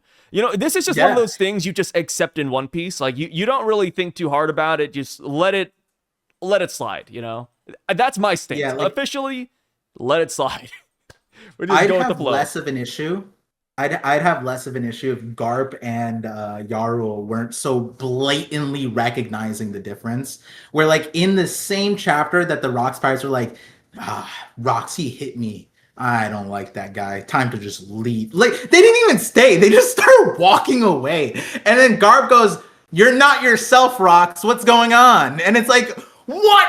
What do you mean you're not yourself? How did they not see this? You mean they drank, they partied, they did multiple missions, and Yeah. Garp says it?" And the same thing with Yarul. Yarul literally, what this chapter, the last chapter was said about the Herald thing. Oh, and about Brogy, Dorian Brogy. It's like, oh, you guys aren't yourselves and stuff like that. And it's like, yes, thank you. Like, I didn't think I'd get the solace from a geriatric 400 With a plus year old guy man. who has a sword in his head, mind you. The guy with the sword in his head is the voice of reason. It's the equivalent would be like somebody with a brain tumor, spitting facts. It's like, well, I mean, I don't know. Man. It's crazy out here. This is what it's come to, huh? I completely forgot about the sword, and I'm just like, I'm praising this guy. Literally, Jarl has given a hard ass speech. He's giving clarity to the situation. He's holding it down, and I'm like, bro, he's lobotomized, dude. Like, straight The guy who's up. lobotomized is doing this, y'all. Like, let that soak in a little bit. Yeah. No, that's wild. But like on the Gunko thing too, I know when I said this earlier, I know people are like, how does Par not realize that Gunko and Brooke are close? But a lot of what we said paints out in this chapter too. It's like Gunko could have a one-way relationship with Brooke, like a kind of like Rebecca with Kiros before Kiros knew. Like there was like a kind of like Rebecca didn't like him per se, but she was obsessed a little bit, like because he was a bad person, and so she like held on to that. And then when he turned it around, that hatred then turned into love, or like admiration. I think would be a better version if you were to play out in a normal sequence. But that could be the case with Brooke too. Brooke could be a decorated person and then a soldier, whatever. And Gunko could have a one-way like perspective, and Brooke may not know fully about Gunko, but has some kind of responsibility over them, knows of them a little bit. And that's where it's also interesting too, because I'm kind of thinking that maybe they don't have a close relationship for the very reason of the suspecting of the killing thing. Like, I can't imagine, like, the way Luffy, for example, gives Shanks, a lot of grace, like anybody even associated with Shanks. It's kind of like I would assume that would be the same case with someone that Brooke cares about too. It's like if there was something on that level of like someone I owe my life to, I wouldn't just jump to assume that their child killed them. I would, hey, why did you do this? And if that never happened, I don't know. Yeah. But my logic is telling me that they're not probably like as close as we assumed. I don't know. It is one of those things. It's like, like, did Brooke ever ask? Like, hey, did you really do it? Because in this chapter, it looks like Shieri's trying to explain herself. She's happy to see Brooke even. And it's like, I don't know, man. Yeah. Did Brooke ever ask the question? To the point that it almost, okay, we don't get a lot of data points for this, but it's almost like she doesn't even know why Brooke is saying these things, Yeah, like she's low-key confused. felt like that. Yeah. But, one thing we can say is that when he said that is when she snapped out of Imu's control, which that is another important thing, I think, is that, like, Imu is so weird. Like, I don't get it. Like, two conquerors barely break the Damiurversi and thing, and they kind of don't, but like they're able to withstand it to a certain extent. And then Gunko's not even using that, and it's just like shocked a little bit, and then Imu loses control. This is, in my opinion, to shorthand it, this is greater than a Damiurversi. This is greater than an Abyssmark. Imu is inside of Shieri, Gunko, and is like piloting her like a Gundam, and then all of a sudden the controls are moving all by themselves because she was called a father killer. And then Gunko, or Imu, then proceeds to retaliate using Conqueror's Haki and can't even break the shield or make Brooke like fall back. Like, this is, I don't know, Imu kind of took like multiple steps like of damage in my like purview of Imu on this in this thing, and I don't want to hold it to like a like a high, like I don't want to hold this for multiple chapters, but I am holding this for at least this chapter, that like Emu didn't seem that great in this chapter. Emu kind of seemed sucky. Like, Yeah, Emu didn't look amazing, I'll admit. And especially the whole thing yeah, where, what, Emu goes into attack Brooke and we got like the hockey clash. And Brooke doesn't even have hockey, mind you. And I always got to bring this up. But if it was his sword, I'd believe it more. Because his sword is like, something he's bonded with. That is his ideal right. weapon of choice. Dude, this is like the first time, to our knowledge, that Brooke has ever used the shield. He shouldn't be proficient with it enough to block Yonko. It's Yeah. like, damn, dude. Unless it's no out of hockey either. Brooke has no hockey. He should have hockey. Oh. I get a lot of pushback where people are like, Brooke. I agree. Brooke should have hockey. He doesn't, though. It never stated in a Vivid card, never talked about hockey, never shown hockey. Sorry, guys. So far, he hasn't had it. Maybe he'll get it next chapter, but right now, it's, this is hockeyless Brooke. He's that guy, I guess, man. I cracked the code. We're What's gonna up? find out in the next. This is the why Oda skipped this part, because what's gonna happen is Gunko's like, "What the hell is the shield made out of?" And then we find out it's Adamwood Sunstone variant. It's adamantium. Yeah. Like it's some That's gotta be shit. It's definitely Yeah. just Sunstone. It can't be Brooke. There's Conqueror's hockey. At this point, guys, my cope is that shield is the strongest shield we've seen.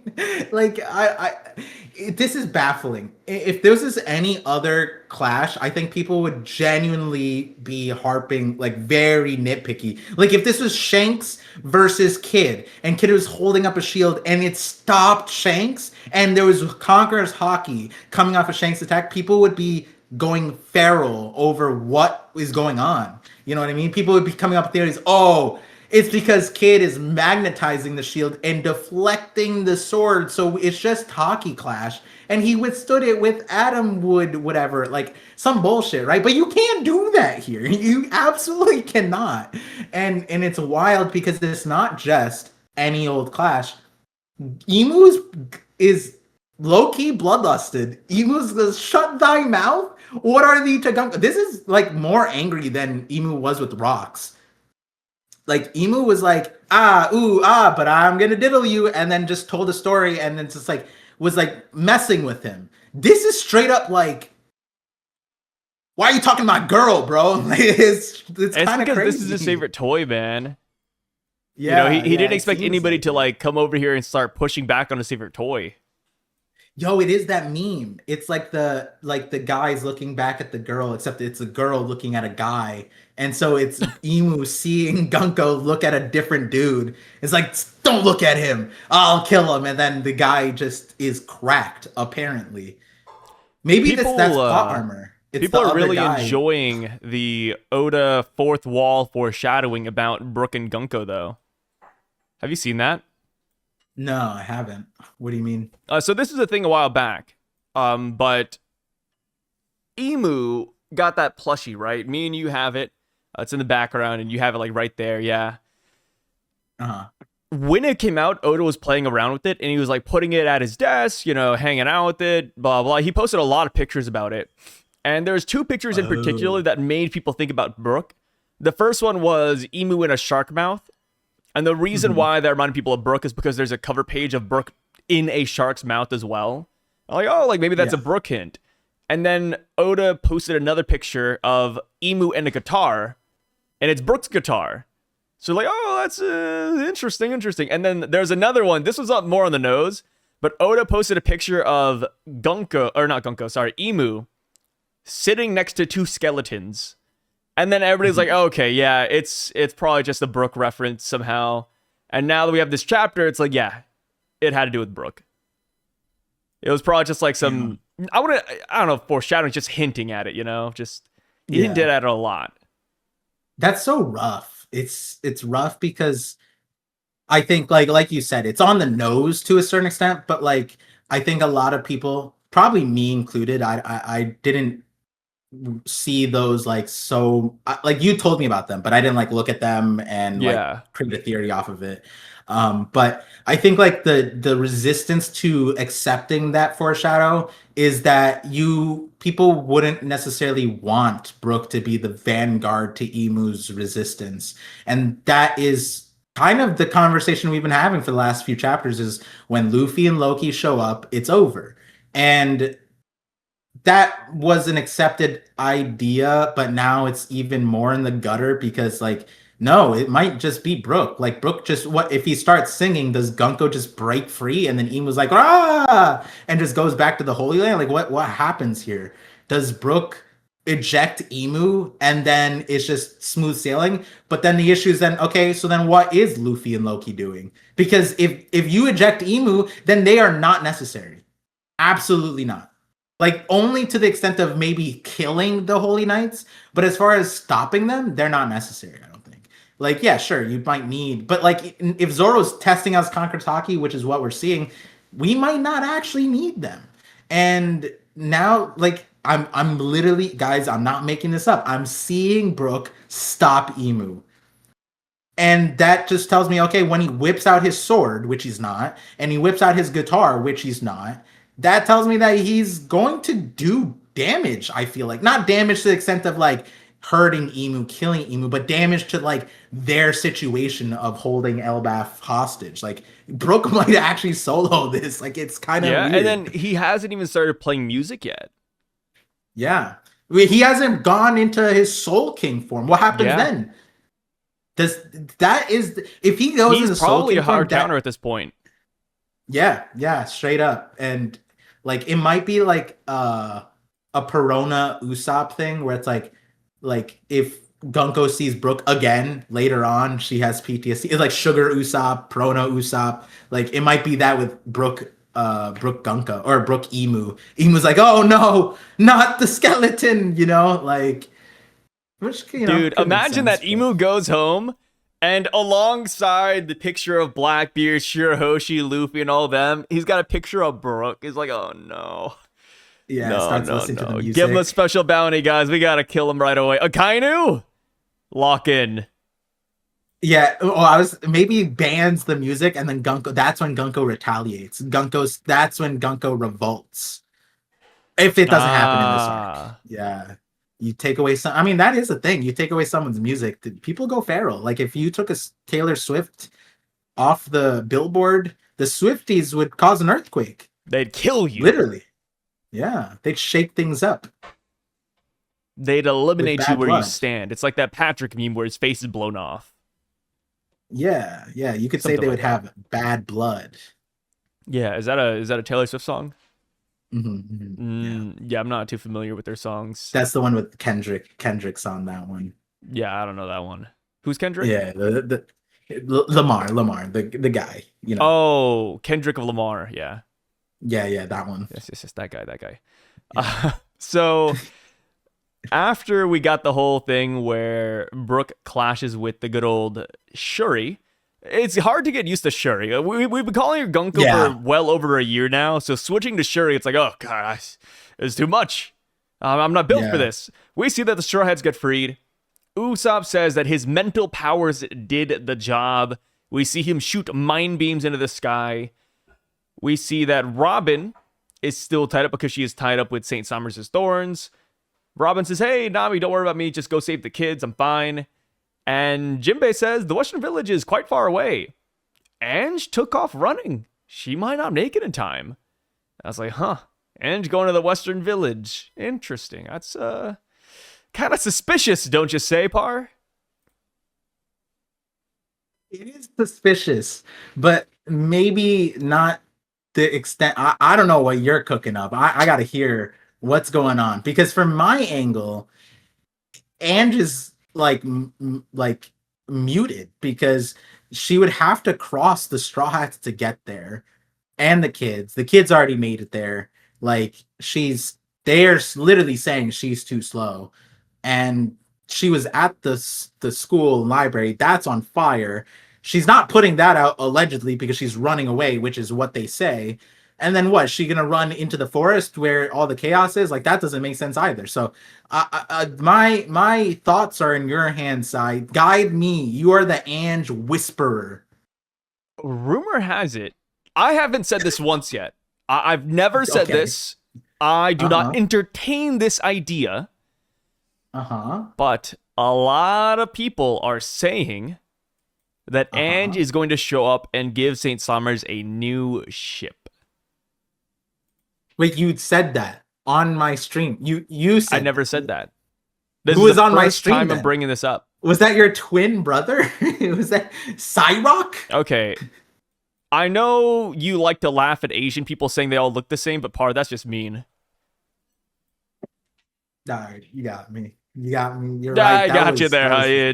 Nothing to say for yourself, huh, buddy?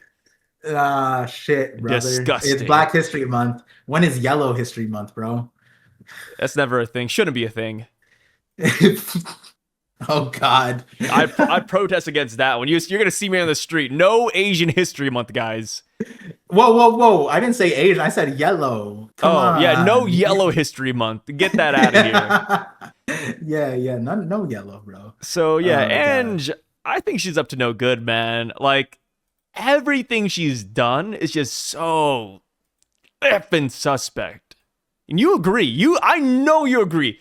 We have been talking about Ange Angerboda, just the weird coincidences over and over and over.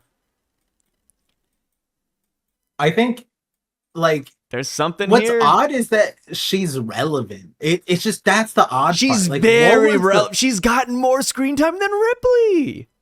Well, not really. That's a joke, but hey, Ripley's very Ripley. big, so like you can't say by volume. Ripley's got the volume down. But as far as like what was the point? The Western Village is quite far away. Ange took off running, and even she might not. What do you mean even she? What did TCB say? What? Even she might not make it? Yeah.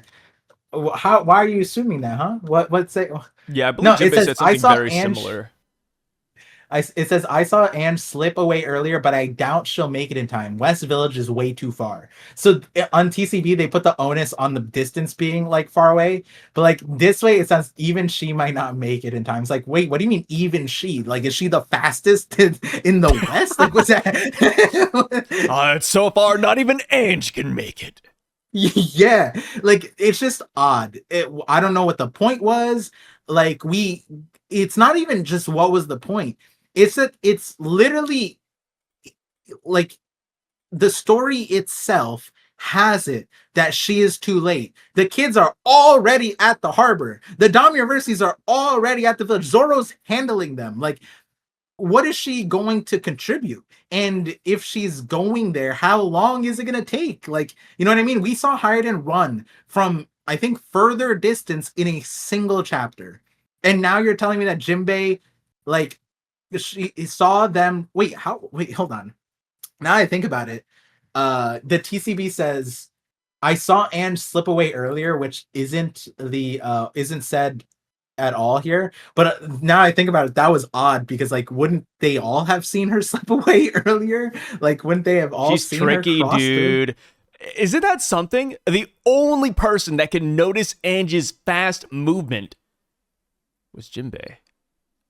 Well, not according to Stephen Paul, but yes, according to TCBs, Stephen Paul does not acknowledge that reality. But I like to cherry pick Ange details for the sake of this, and I don't even think this is cherry picking because this entire scenario is just I don't get it. I don't get it. I'd rather Biblo be more important. I'd rather it be like, oh, I saw the owl fly away towards the other side. Like, I just don't get what Ange is going to contribute. I don't get what Ange is. When is Ange going to contribute? I don't know why she's going to contribute. And that's the scariest part. The why, because that's where you come in and that's where you go. And She's I evil. am She's the only one that has an explanation for Ange. Isn't that nasty? It's No, like when you're not Doflamingo just- died, or not died, got captured, and everybody had to go to Jerma for their, their weapon solutions. That's like that. You know, like nobody knows what to think of Ange, and I'm the only person with the decent answer. Not the best It's not answer, even I'll just admit, that. but I have an answer. You're not just the only person with the answer. Your answer is so I don't even know what to call it, toxic or like viral, that it like it spread. It was so, this is the first time where are like, hey, Feel Sai good gonna about come on this. stream? Is Sai gonna come in?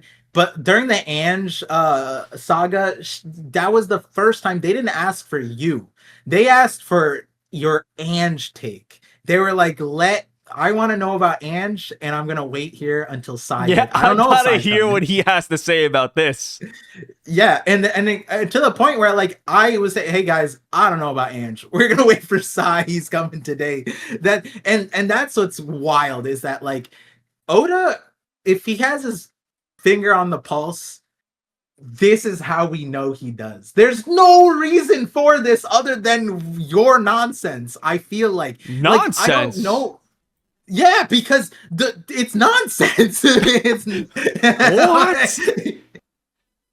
the side. The reality is either way, good or bad, this is nonsense. Like there's no No, it route isn't. for The hell is nonsense here, Oda man? tried to have her be a good teacher, and then she was the fuel for the kids' nightmares that day. That is nonsense. Like that's there's no way around it, because then Oda's trying to portray her as a good teacher that somehow ended up being like 3-time villain. Like, and then that's why your take makes more sense than her being a good character. That's why it's nonsense. Like her participation in the story has not made sense thus far, and that is where I'll agree, and why I'm so excited to hear about the latest and greatest of Sai's take on Angraboda Ange. So we didn't see a key character during the Uh-huh. King Harold flashback. We Uh-huh. did not see Mother Carmel. Uh-huh. I think the reason why is because that would have been a dead giveaway to what Oda's doing here.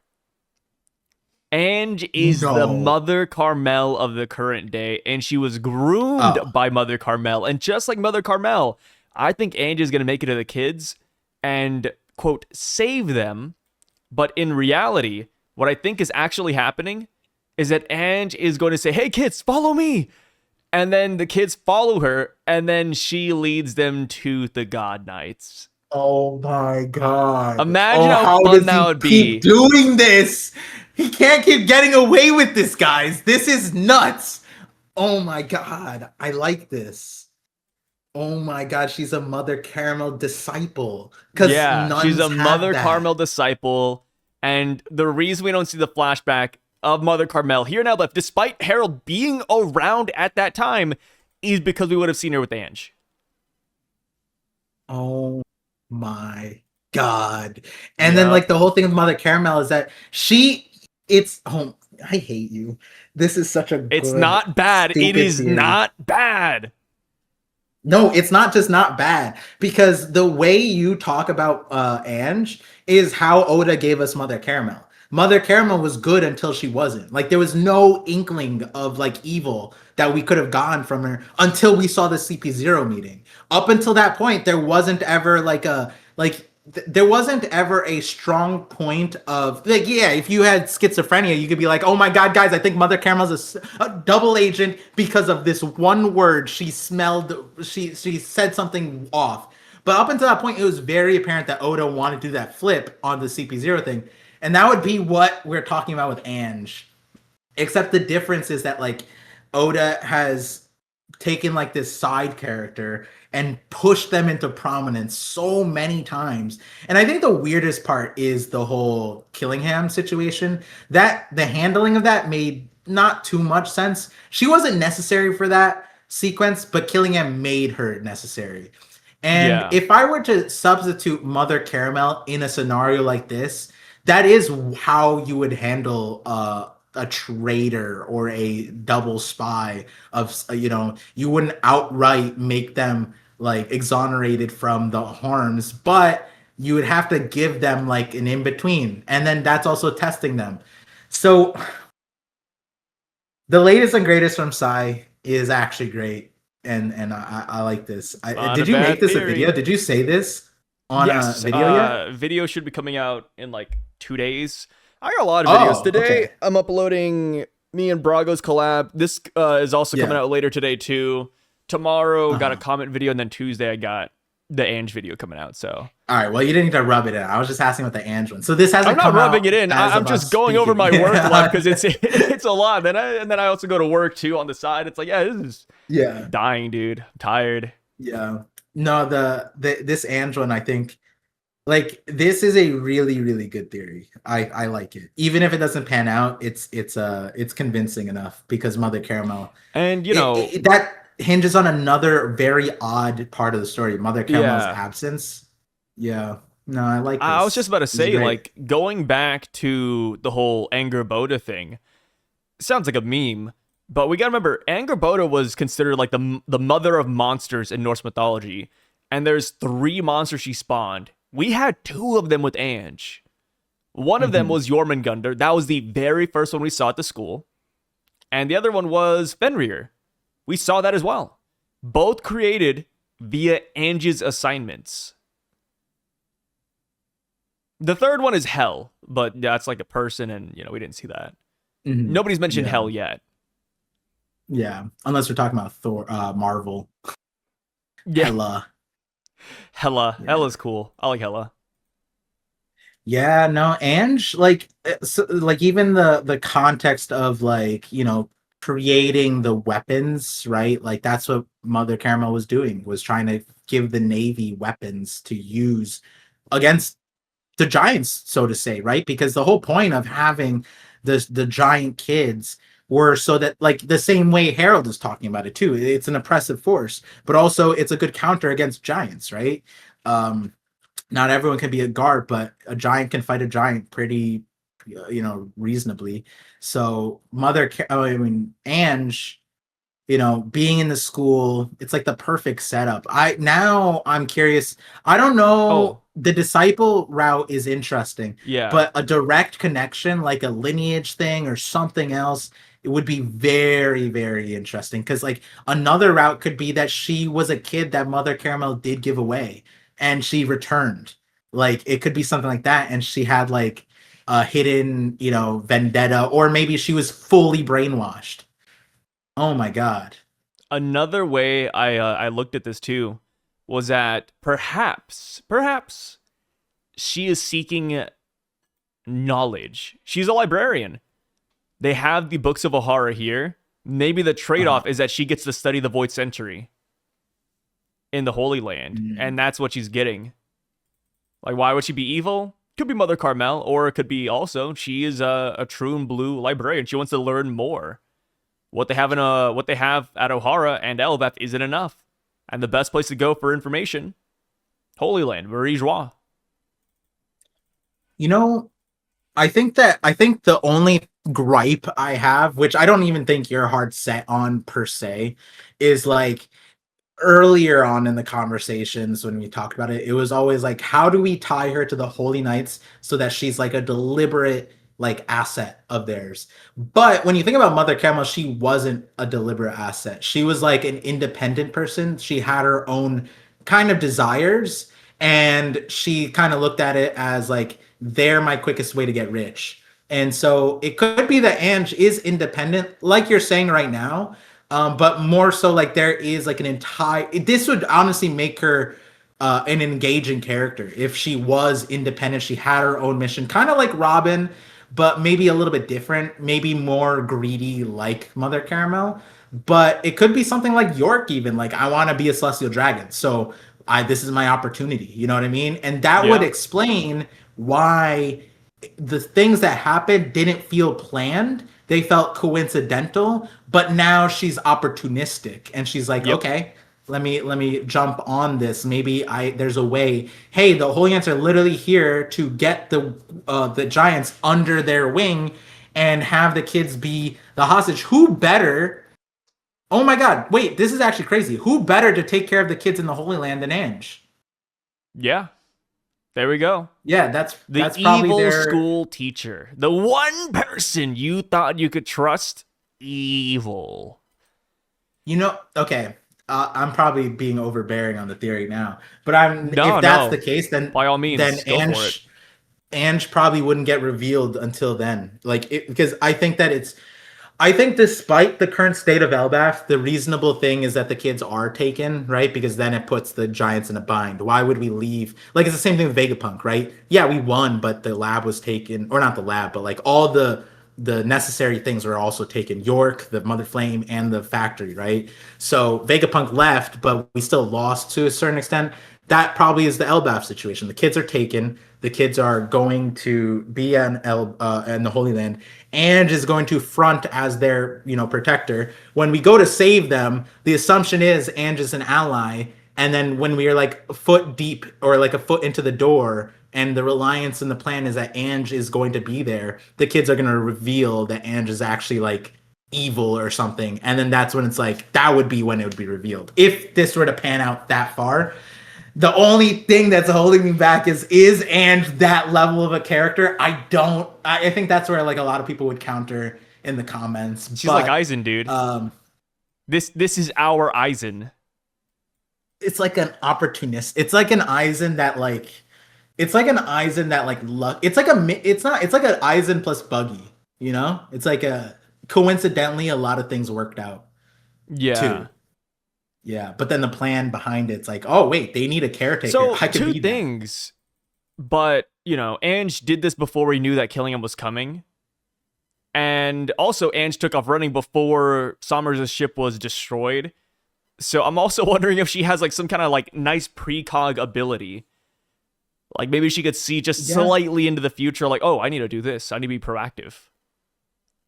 Yeah, I think it's like it depending on how intentional Ange is as a character, then you have to start putting a lot of things. Why get close to Saul, right? Yeah. Of all the giants to get close to, the one giant that isn't from here, where's Ange from in the first place? Like you said, we don't really even know. There's a lot of gap. The question is, how does Oda fill it? And does Oda continuously string along Ange in this capacity? And the thing is, she could leave Elbaph in the like, I'll take care of the kids, don't worry, and then the Giants are like kind of at ease a little bit, but also they're like, she's pulling a fast one. And that would be what Mother Caramel kind of did. Hey guys, don't kill these Giants, I'll take them. Yeah, that's straight up what she did. Yeah. Well, not like I'll take them, but like, yeah, she was their like chaperone liaison back.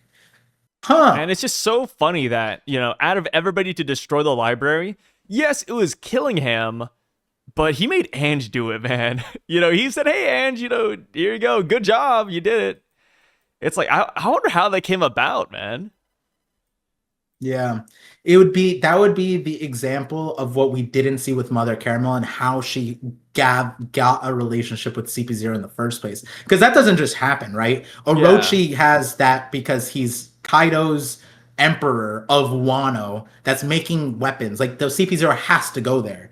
But why would CP0 go to Mother Caramel on Elbaph, right? So that library could be the test Mother Caramel passed that we hadn't seen for her relationship with the like darkest, most secret. Like people forget about that. CP0 isn't supposed to be known. They're literally not like it's like the CIA, but like the secret version of the CIA. Like we know the CIA, but what about like CIA 0? Like that's what CP0 is.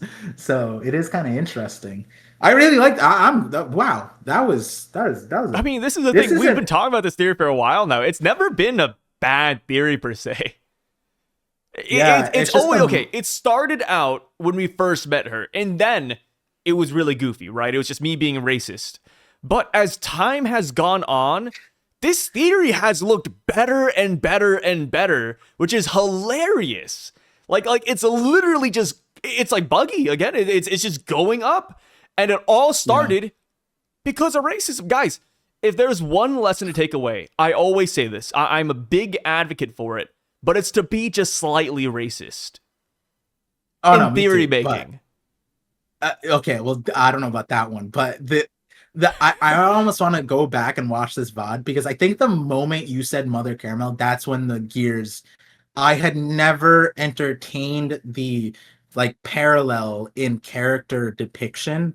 And once you said that, that set this in stone. That like, want like again, like I don't think we'd be talking about this obviously if Ange wasn't in this thing. But here we are, guys. Like this is like 20 chapters after like not having her, and Oda threw her in. We don't have Lilith, guys. We don't have Bonnie. We have Ange. What's up with that? We have Vegapunk and Bonnie. What? And isn't Kuma here too? Like Kuma's technically here somewhere. He's around. Nope, we got Ange. But to be fair, I mean, you know, Kuma is kind of lobotomized right now. I know. I'm just saying that there's multiple characters of way more importance to the story than Ange, and yet we have Ange. Like, you can't convince me that Oda couldn't bring a Vegapunk back and that would be a valuable thing, right? Like, if Lilith goes, I have a plan, don't worry, I'd believe it. It wouldn't be Mario hopping, I'd hope, but I'd believe it. But no, we don't have that. We don't have Bonnie turning into Nika. We have Ange. And that is significant. That is significant. And it's Jinbei saying it too. Like, we were memeing, but Jinbei only speaks so much. Not even Sanji, realized where she was going. Because Sanji, he has the lady radar. Ange did not register on it. I wonder why. As moving on. Yeah, so going on ahead. If there's one person to figure out Domi Reversi, I do like the idea that Lilith does it. Because we don't know where Lilith and Bonnie are. I am of the mindset that they go to the village. Bonnie could... We talked about it, like, right? Like Bonnie de-aging Yarul, and then Lilith could solve Domi Reversi. Just, hey, I know this. I have theories. Be some good stuff. So, last part of the chapter, Dark Nika. He is standing in the way of the Warrior of Generations. Generation of Warriors. Warrior of Generations. That sounds cool, though. And, they're going extreme diff against it, I would say. They go in... they're attacking them like it's Imu over here. We got like a spread of all the giants just laying waste to it. But Nika tanks the blow. And this thing is so powerful that we need a triple general Gokoku sovereignty from Roto, Gerd, and Goldberg to finish it off. The generation of warriors could not win. They needed the new generation to step in and defeat Dark Nika. How do you feel about this? Did you like it?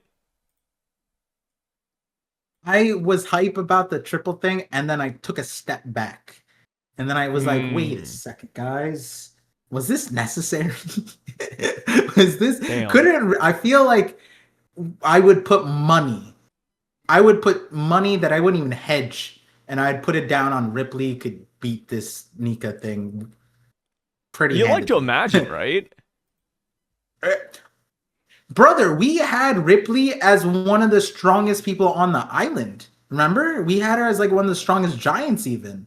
And it, like, then we got Scopper in the mix too. It's like, yeah, she would have to be strong to be Scopper's wife or, baby mama. And it's like, yeah, I don't know if the new giant, I think they just needed to flex because like, would that okay. Who would have been the better target of this attack? The Dark Nika or Sommers? I feel like Sommers. I feel like this was necessary against Sommers and not Nika. They could use it again. Yeah, they could. But like then it's kind of lame. Like we didn't have Goku spamming Kamehameha. Like, you know what I mean? He used it as a finisher. You know what I'm saying? It's not the same thing. You don't use Final Black. What is God? Final Flash. Vegeta's.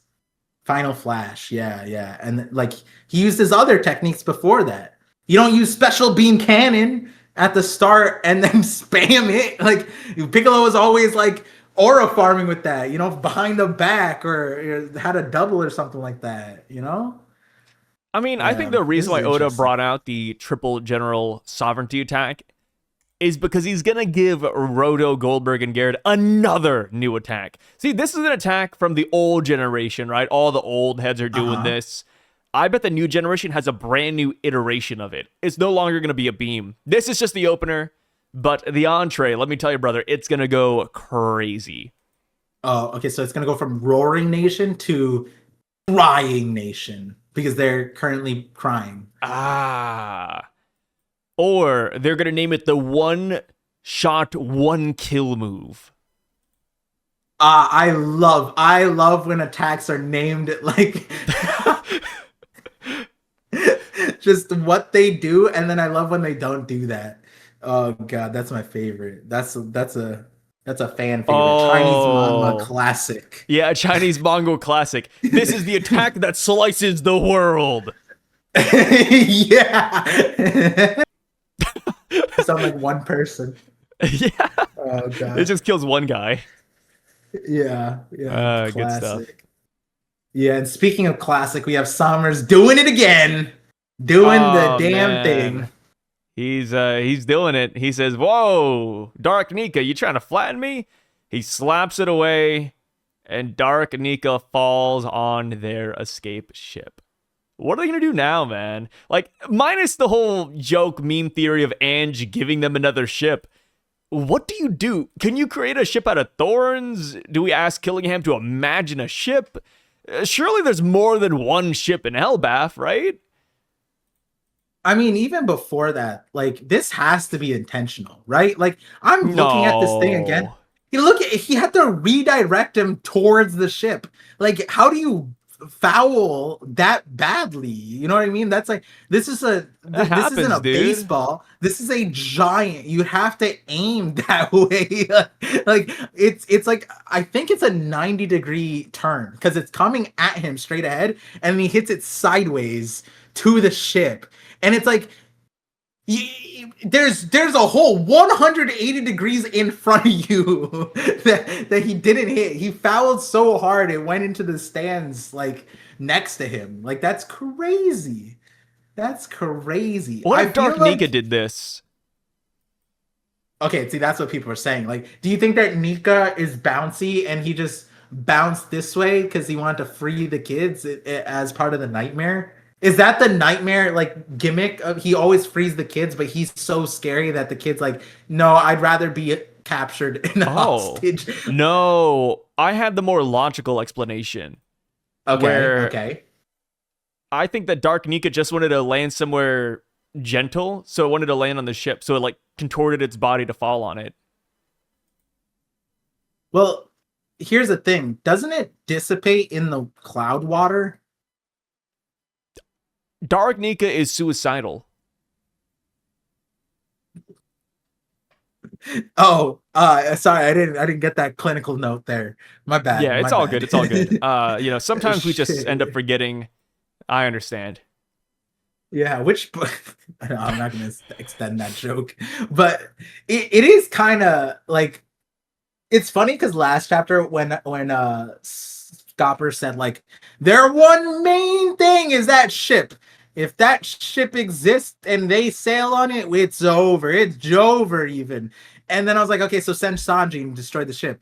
And then Odo's like, hold my beer. Summers will do it. And now I'm just like, why? What is like? There was so many other ways to not vilify Summers to himself. I mean, it Like, goes back what's to the last chapter, right? Like, we talked about it. You had the idea that Zoro's plan would be to destroy the ship. And I was like, that's good. Yeah. No ship, no yeah? escape. I loved it. But that was not Zoro's plan. Instead, it was jumping on heads. And then we see Saint Somers and he's destroying the ship instead. Do you think Scopper Gaban is going to show up and say, yep, that's classic Somers. He always does that. Team Rocket, back at it. Like, imagine that. Would that be like humiliating? That's what I think. Like I would I think my I don't even know what the word is here. The perception of the Holy Knights would get better if they took the criticism on the head. Because at this point they've ignored it. 100%. Like last chapter, Somers was like, I could just go to sleep now. And it's like, no, you lost twice. And like you're not gonna win in the future. And now I'm like, you know what? He should have went to sleep. If he did, this wouldn't have happened. And it's like I honestly need him to confront. I need the Holiness to confront this like perception and just take it out. And you know what? You're right, Scopper. all these years I've never taken criticism, and that's what put me in this spot where I just damned my own mission. You know, I don't know how Oda could do it, but that would make it better for me to see the Holy Knights. But like if Scopper pulls out the, remember when Sommers was like, you see Saul's contorted face when those kids stabbed him, and he was like miles away. I kind of do want Scopper to be like, oh, there it is, Sommers doing the damn thing, like just acknowledging how stupid he is. Yeah, no. Everybody's like, hey, like we'll get a flashback. Hey, Scopper, should we destroy their escape ship? And Scopper says, nope, I think someone else is gonna do it for us. Actually, guys, I think we're gonna be fine on that front. We go back to the flashback and we see Scopper like fighting them, and he hits Sommers, and Sommers just like hit all of his attacks, like he whips it at Scopper, and Scopper just deflects it, and Sommers ends up destroying their own boat every time.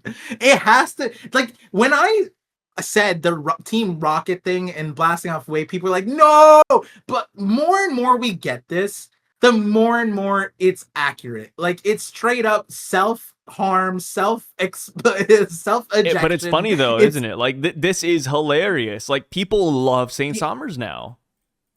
But the thing is with Team Rocket, it's not that they took the criticism, but they did, because every single episode they're like, we're not gonna fail like last time. I've concocted a plan that's foolproof, and Meowth is like, this time we use James's money too, and then they like do it and they still fail, right? But they acknowledged how they failed the last time. That's not what's happening with the Holy Knights. They keep moving as if they're like they're S tier. They keep moving as if they're Kobe and Shaq and like LeBron. I'm like, no, you're not. When do you, dude? That's the thing. When you said, you've heard when it. You said the Lion does not arc, concern himself with previous failures.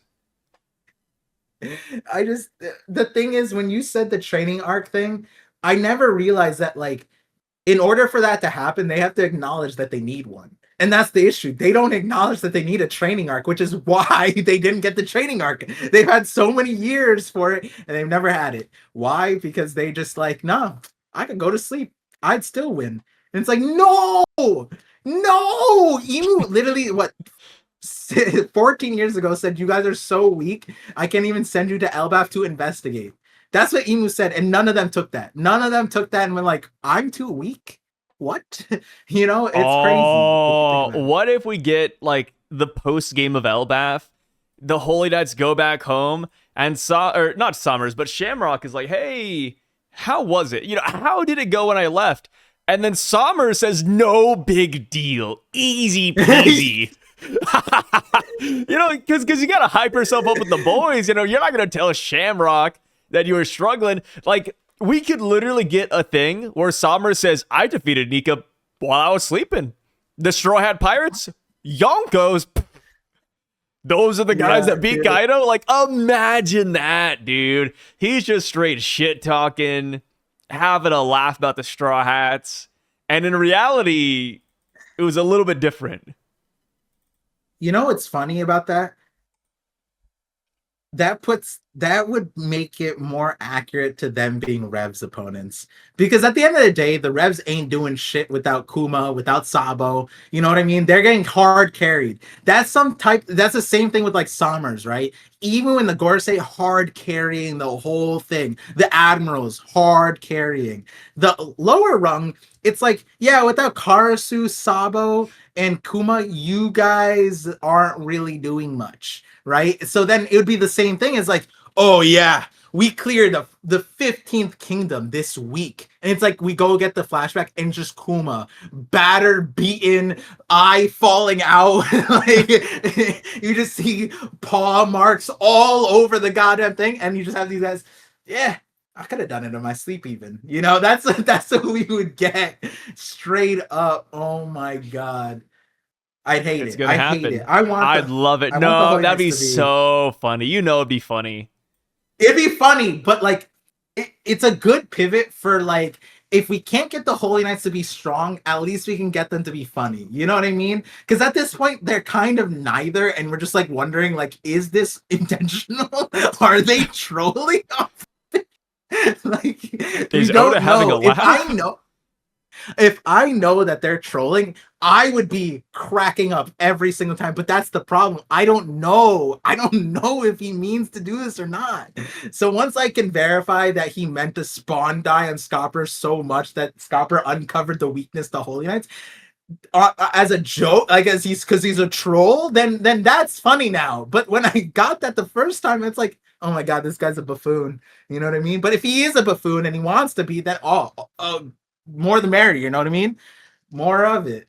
Shanks as a buffoon in Shamrocks, I would still not believe that, but if it turned out to be the case, it'd be kind of funny. I'm not gonna Ooh, lie. another theory that everybody's been talking about. But what if Sommers has split himself into two different people? Like, this is the Sommers with bad luck, and he's a little bit incompetent. But there's another Saint Sommers here. They all have twin brothers. They all just has all the intelligence, super strong, aura farming and everything. You know, honestly, I wouldn't put it past it. If Oda just was like, you haven't met Summers, and it's just like Summers, you just get like, oh no, it'll be Winters. We get Summers and Winters. Oh yeah, Sommers then Winters. Yeah. Or Wanters. Oh god, yeah, we get like Springers. Jerry Springer. Sure, Jerry Springer. There we go, man. You cooked. They're quadruplets, actually.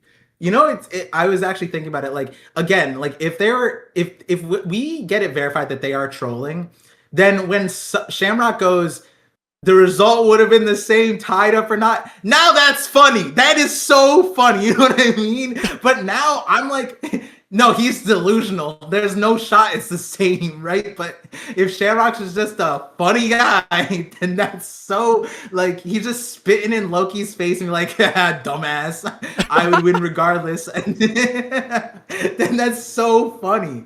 You know what I mean? If we get in hindsight that Shamrock is just memeing, I love They're that. just You're rage right. baiting. I would love that. Yeah, straight up. That would be so funny. Like we find out that Oda off screen rocks Shamrock's fight because it was like half rage baiting. That'd be so funny. Yeah, what if Loki, for example, he is faster than Shamrock, but Shamrock still turns around regardless, and he says, "You can't catch me."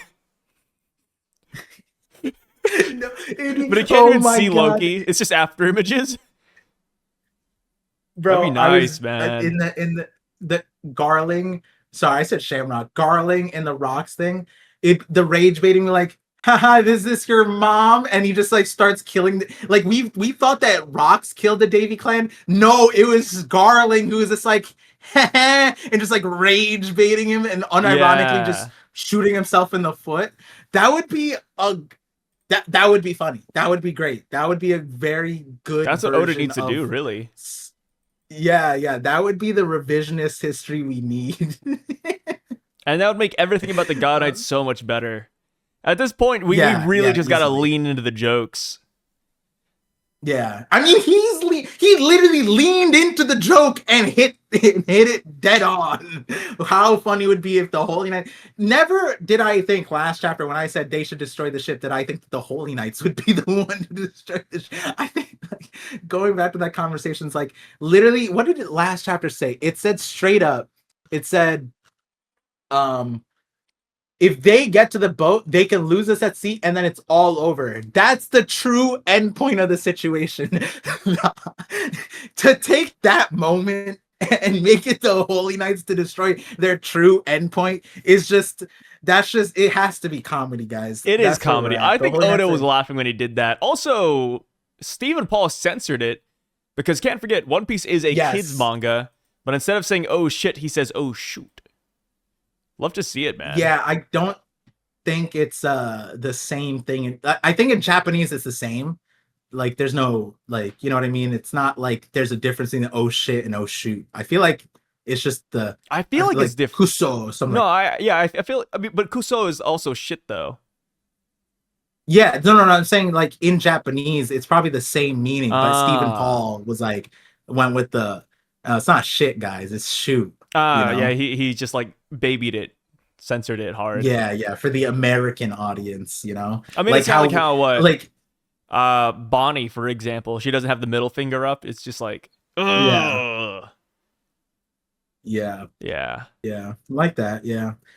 It's funny because like to a certain extent that's how I view the Sanji cigarette thing because like you know my stance. I think that like, you know, it influences people. But to a certain extent I'm like, all right guys, he's a pirate. Like I've seen people smoke. It's not like I'm sure kids have seen people smoke, you know what I mean? It's not that like it doesn't hurt people that badly, you know what I mean? It's not like Sanji's out here like want a cig little kid, you know what I mean? It's not Yeah. like those commercials, you know? So it is funny the progression of censor. We've come this far and Stephen Paul still feels that shit is so no kid, no 10-year-old kid is spewing this heinous language, you know? Crazy. Crazy. Do you think they're gonna find a new ship? Like, what is the solution to this? Bro, Nimbus? I think Sunstone. They use a sunstone and create a brand new ship. Oh wait! We forgot. This is the home of Adamwood, so maybe they just build a ship. We don't know which one's a shipwright, so maybe Killingham's running the speed of light to build a ship. Yeah. Killingham's like, you know what? The ship I'm thinking of, I can't even imagine, so I'm just gonna build it. Oh, There we no, go. that's why he partnered up with Ange. Ange pulled the one book about books, ships from the library. Shipbuilding. Yeah. Yeah, and Killingham's a genius. He has photographic memory, so he just read it and now he's like Kaku level. Yeah. He is a giraffe. It just sounds like they're building a Lego set at this point. Where are the Legos? Where did those come from? And Roto's house, Roto. man. Yeah, but that wasn't even his house. That was his dungeon inside of a prison. That we don't even know why he was there. He's not a guard. Like, He probably just paid somebody to like have that room to himself. yeah, Like, if but you're a then guard and you just outside have of like an extra room, like, how many people are really going to prison in Elbaph? It's probably just one of those things where it's like, hey, just Roto wants to buy this room for like $50 a month. Sure, why not, dude? I know his yeah, it's money. family. I'm just surprised we haven't seen like the kids at the school playing with Legos. Nah, only Roto has it. Legos are expensive, rare in the One Piece world, really. They are expensive. They're so expensive, bro. We're at the age where my son will benefit from Legos, and I'm looking at these prices, bro. And my wife's like, "Don't worry, there's fake ones now," and I'm like, "Perfect." Yeah, here's Begos. Yeah. Well, I think the one that she has is called Duplos, but I think that is Legos, but Oh, like they're yeah, yeah, I've seen there's like those. cheaper ones too. Yeah. Yeah, Yeah, so we have Duplos. just don't have But your kid yeah. bring it out in public. It's gonna get made fun of, you know. Nah, the thing is, I think the Lego company is like Nintendo. I think like they're like super like anal about like their policies and like copyright Yeah. stuff. Oh, they Yeah. definitely Like are. I can see that. I yeah, I think they have like a thing where like their people you can't use like Lego glue if you're entering competition. And so it's like, wait, why? Like if I'm entering the thing and it's like I don't want to break in transit, can't I just glue it together after? But I think it's like, That's technically it is what cheating, it though. is. I get it. Yeah, by their standards, but you know what's funny? I found out that their master builders use glue in their test for apprentice builders. Yeah, but they're testers. They're licensed. Yeah, that's fair. That's fair. They know how to use the glue right. Yeah. Right. You're right. Yeah. It's Yeah. special Nintendo licensed glue just for the Oh, company. get me Just for the some. company. We just find out it's just Elmer's glue. It's just like a little bit. They just put like I don't know their own sauce into it, just a little bit. Yeah, Doesn't even they do have Joe anything. spit in it or something. Joe, I don't who's know. Just Joe? headcanoning a brand new character into the Lego universe. Yeah. Oh, imagine there's Roto. It's Roto spit. I just love that Oda forced a Lego collab. Just like, hey, here's Legos Yeah. in One Piece. Oh, by the way, guys, OPLA is now gonna get a Legos thing. Like what? Like a year later? I bought one too. I was gonna build it on stream. I have it. Yeah. It's upstairs. It's pretty Like cool. you said, man, Legos are expensive, brother. They're so fun, Yeah. but so expensive. Yeah. Yeah. Mine, I got a Luffy thing. It was like $20. Or no, I think it was 15, 20, 15, something Oh, like it's not that. that bad. Yeah, it's like a Luffy one. But then Yeah. it was the cheapest thing on the set. There was another like 15 whatever thing, but it was I think the Baratier. No, it was smaller than that. And then the Baratier I think was like 50. And then they had like a 200, I think, something. I'm like, God damn it. I'm not Honestly, a shilling out Baratier one 200 for sounds pretty this. cool to have. Yeah, I wanted it. When Zenith is older, because like I'm not gonna just build it myself. If he wants to, then I'll invest and put the time You into should it. build it But I'm yourself, not gonna then just- like, deconstruct it and then just put it back in the box, pretend like it's brand new. Oh yeah, I'm gonna do that some things, but the Luffy one I'm gonna put on display here, so that's why I got Yeah. it. Yeah, build it on stream, write it off. You know, Oh, with that being said, though, I think we've now We hit did the good. end. Yeah, we did good. You know, Yeah. we came into this before we started. We were like, hey, 2 hours. I think we can knock this out. There's no way we're gonna, spend like 4 hours on this chapter. And this was a good chapter, but Yeah. there's not like a lot to talk about per se. So it's like, yeah, we can Yeah. speed run this really. Well, 2 hour speed To run, give- but Insight on something that was cut off at the beginning. I was saying that when the chapter title is said like a low budget movie into the actual chapter itself, like the Elbaph I dreamed of or admired of, and then it's said verbatim, that's how you know that the chapter is probably like not Banger. the most. Yeah, it's not like a You're gonna say not the chapter, best, but I think it's a banger. I love it when they title drop shit like that, dude. It's so fun. No, I like that. But what I mean is like this isn't the same level as like Rox and Harold duking it out. You know what I mean? It's like we're just gonna get like a recap, which was last chapter. No, or we're just we gonna could get, literally like, have like people the in most places. iconic fight in mankind, and they title drop. Like imagine Shanks versus Mihawk, but the chapter title is called "Ooh, Strong Attack," and then they clash, and then they say "Ooh, Strong Attack." Like that'd be cool. As a mirror to what I'm saying is like the times when the action is spoiled in the chapter, like Ace died, that's when you know you got some good ass shit, bro. And like, but it wasn't said, you know what I mean? It's not like, oh my god, Ace got turned into a donut, you know what I mean? If Oda What ever would be does like some an shit equivalent? Like that, Would it be like imagine that Luffy and Loki fight Imu. No, Yeah. that's the cliffhanger. We cliffhanger, and then next chapter, we're like, okay, we're finally gonna get it. Imu and Loki versus Luffy. And then the title chapter is Luffy loses, question mark, Loki destroyed. No. Loki's Delphert reveal. Instead of getting it revealed to us in the chapter title is Loki's Devil Fruit. The, Ragnar, no, it's something silly. Yeah, that would yeah, be yeah. so good. I wish Oda did that one day. Just spoil everything with the title chapter. Please, Oda, do it in My Life Is Yours. Did he do that with the dragon fruit was obviously something we knew, but wasn't one of the titles the dragon fruit? But you're right. Like if Oda did that for any fruit, Loki's fruit is a good one because you wouldn't want that to be done with like Emu, for example, if there was a fruit involved. But Loki's like sort of a side character where it's like okay, but he's also but I mean, like, okay, you say he's sort of a side character, but everybody loves Loki. Yeah.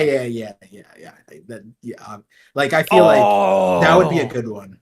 If I Wait. see that title, I'm not streaming until you come in. Even better. What we need to do, the chapter when the One Piece is revealed, the chapter title should be what the treasure is. The one. Yeah, it says the One Piece revealed, and it is blah blah blah, and that's just the chapter title.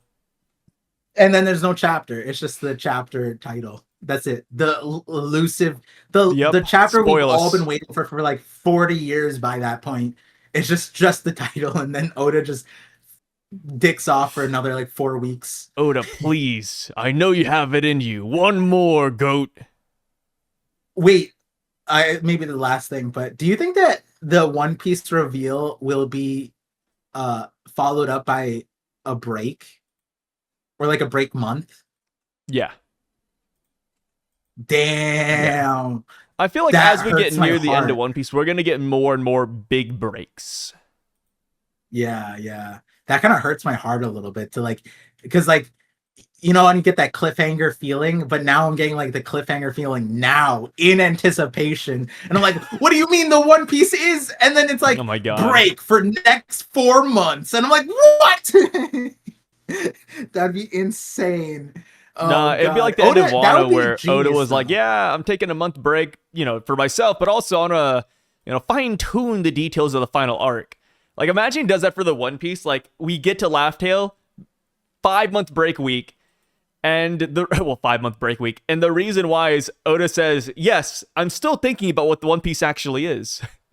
I haven't decided yet." Yo, That'd be so funny. it'd be I think it'd actually be strategic to do something like that where you're just he tells us like next chapter the One Piece is gonna reveal, and it's like, but there's a 3 month break because then if everybody's gonna spam read One Piece, Yeah, you know, if the yeah, and I think that is what's before the One Piece is revealed. He's gonna say it. He's gonna give us a break, and then after it, there's gonna be another break because then he's gonna farm the fuck out of us, bro. Literally us. He's gonna farm us for generating more popularity for the thing. Oh, and a he's gonna hundred force percent. Netflix. Yeah. I Oh mean, my god. people I are gonna never be like, like. "Oh, it's we gotta catch up to One Piece now before the big reveal." Yeah, Yeah. happens all I the never time. like thought about the logistics of it, but that if that isn't their plan, Oda, you know what to do.